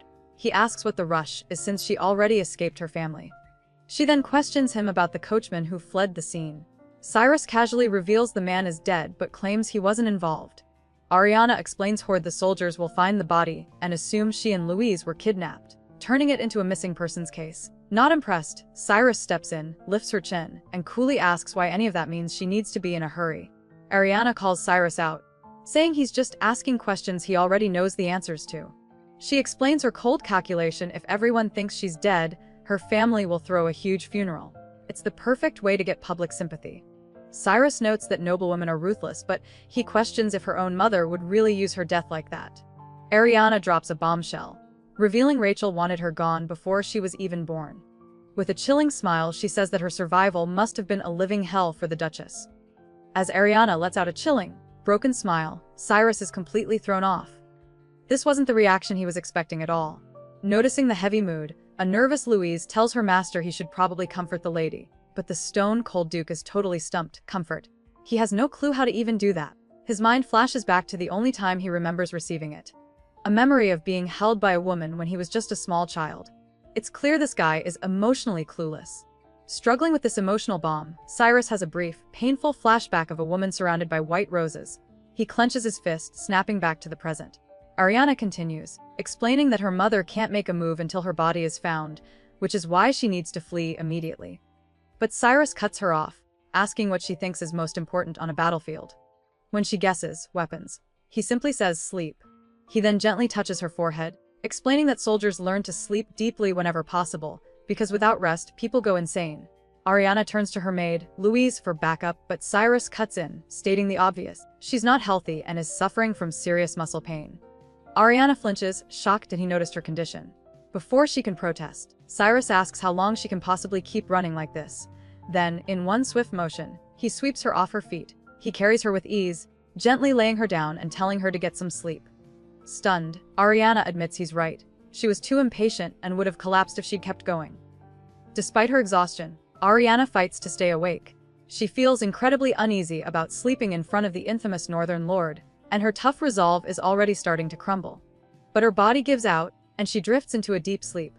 When she wakes, she's confused. This isn't the hard cave floor she remembers. It's soft, and a pleasant, familiar scent fills the air. Her eyes flutter open to a shocking sight. She's resting her head on Cyrus's lap as he gently strokes her hair. She's completely stunned by the unexpected intimacy. Ariana jolts awake, finding herself alone. She realizes Cyrus must have left his cloak for her, a gesture that makes her feel strangely flustered. Relieved that no one is around to see her confusion, she stands up and scans the area, wondering where he and Louise disappeared to. Her gaze falls upon a nearby lake shimmering in the dim light. As she cautiously approaches the water's edge, she suddenly freezes. Her hand flies to her chest as she gasps, completely stunned by the sight of Cyrus bathing in the lake, his bare back to her. Ariana stands frozen at the water's edge, completely unable to move. There in the lake is Cyrus, the fearsome Lord of the North, and she's getting an eyeful of his powerful physique. Water glistens on his broad shoulders and sculpted back, and she can't bring herself to look away. All her plans to keep her distance from him vanish in an instant. She's completely captivated. Suddenly, he turns his head and his piercing red eyes lock directly onto hers. Busted. He knows she's been watching him the entire time. Busted.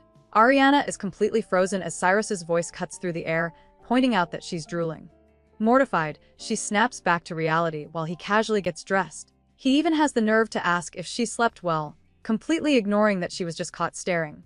After a clumsy exchange about not having a hobby of watching people bathe, he corners her. Leaning in close with a smirk, he asks if his presence is bothering her. He's clearly enjoying her flustered reaction, and she's completely trapped by his intense gaze. As Ariana prepares to wash, Cyrus notes the water is freezing and offers to have it warmed. But she's already set on leaving, thanking him for his kindness and stating that she has recovered her strength. Not so fast. Cyrus quickly informs her that a heavy rain has started outside. He insists the mountain paths are far too dangerous in this weather and that she should rest for at least another day. Seeing the logic in his concern, the plan is settled, and a small, satisfied smile appears on his face. As Ariana panics about her escape plan being constantly postponed, she knows she needs to leave quickly, even with her feet still bandaged. Meanwhile, her loyal maid Louise emerges from a dark cave, looking like she's been through a tough fight. Suddenly, a signal flare shoots across the bright blue sky. Louise's eyes lock onto something in the distance, and a wave of relief washes over her as she announces that she has finally found what she was looking for. Her mission was a success. A mysterious woman approaches Louise, relieved to have finally found her. But they're not alone. Watching from a distance, a man impatiently asks his companion when Cyrus and Ariana plan to leave. He's told they depart tomorrow, but the reason for the delay is shocking. Cyrus needs time to win Ariana's trust for his own secret plans.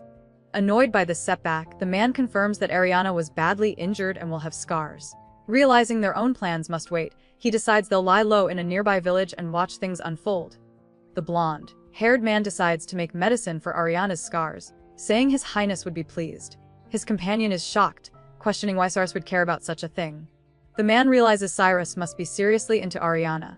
His companion agrees, revealing that Cyrus personally gathered leaves to make a soft bed for her and even laid his cloak on top.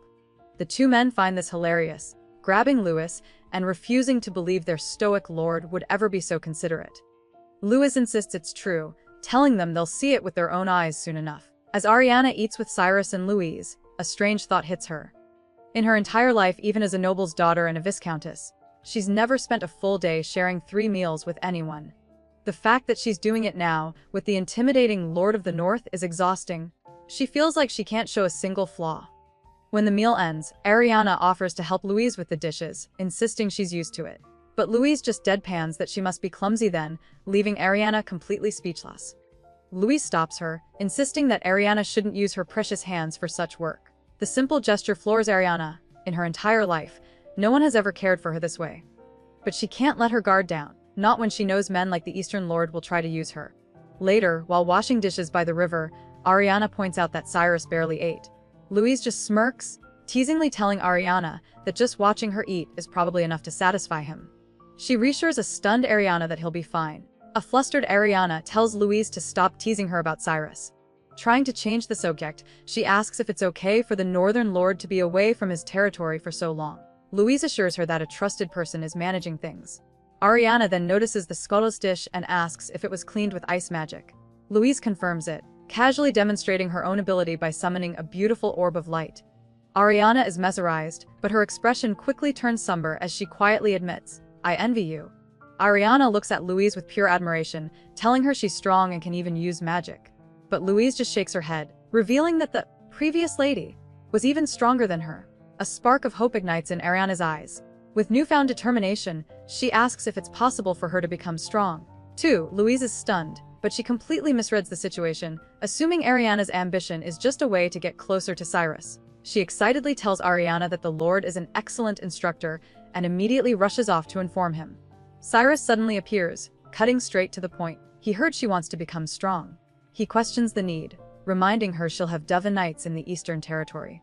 But Ariana, hardened by her past, knows better. She retorts that those vassals only follow their ruler. If the Eastern Lord doesn't care for her, his knights won't lift a finger. Her cold logic hits him. After a moment of silence, Cyrus agrees. He'll teach her himself, starting with the dagger he knows she carries. He tells her to take it out. With Cyrus's hands guiding hers on the dagger, he offers to teach her how to use it. Meanwhile, the Bronte mansion is in total chaos. Jacob is freaking out, yelling that they can't find Ariana's body and she could still be alive. While her sisters complain about missing the social season, their mother, Rachel, is quietly spiraling. She can't understand how a powerless child escaped the mercenaries she sent. Her once perfect family image shatters before her eyes, and she's left wondering why everything is collapsing around her. As their journey begins, Ariana is introduced to two men: Noah, vice commander of the Black Knights, and Isaac Farron. The name rings a bell. He's the continent's most famous alchemist, and she recalls hearing rumors about his stunning looks. A friendly young woman traveling with them agrees, thinking he's even more handsome in person. Noah explains they'll be riding horses since they're going off-road. This catches Ariana off guard. She confirms she can ride, but she's confused, asking if it isn't where they were supposed to go their separate ways. In one swift motion, Cyrus swings himself onto his horse.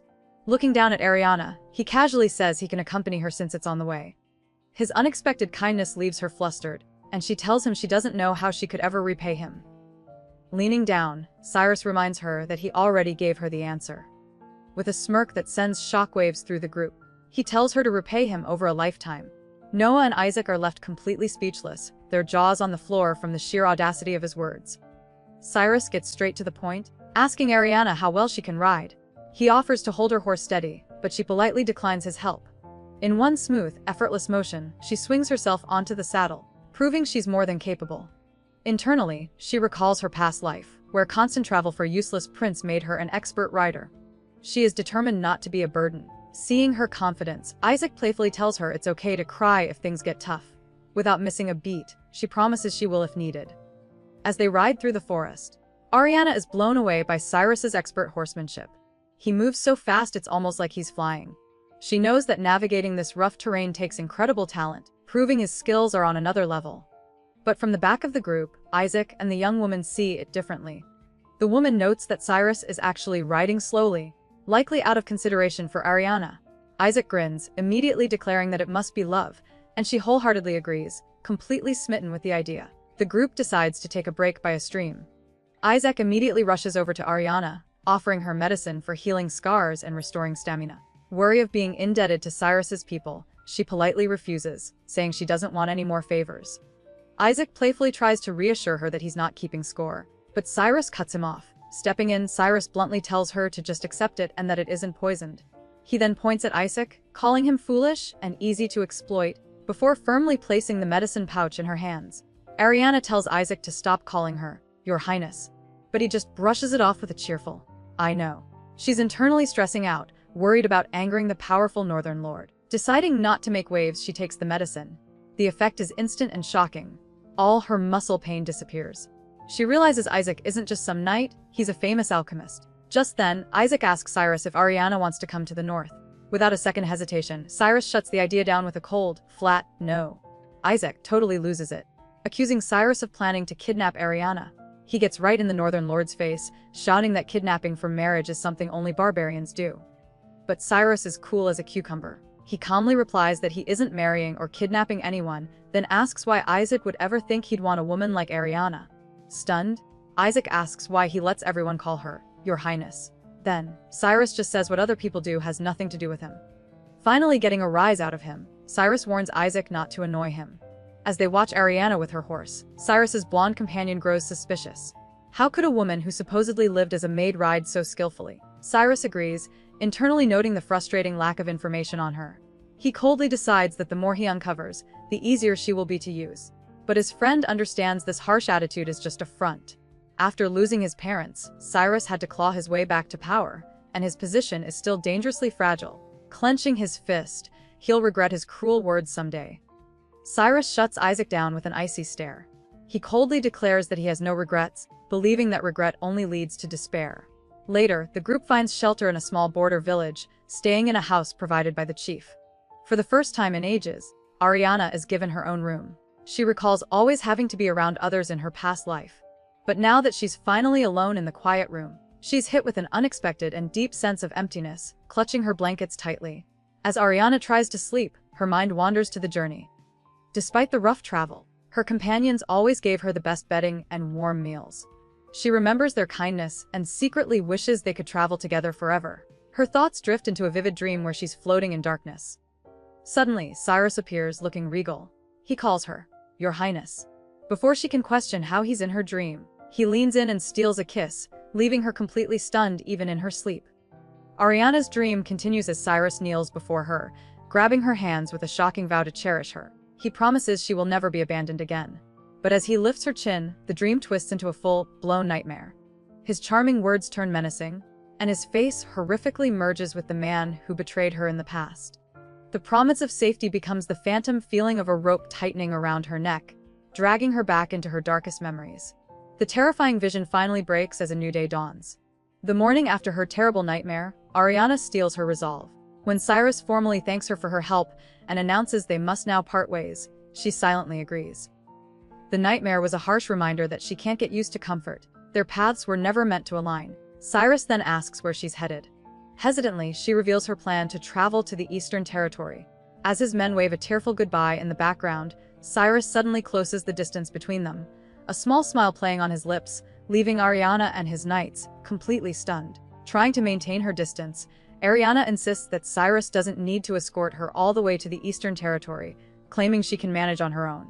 He smirks, challenging her by asking what she'd do if he also had business there. Stunned, she asks if he's serious. When he confirms, she correctly guesses his mission involves the dangerous cult known as the Paganus.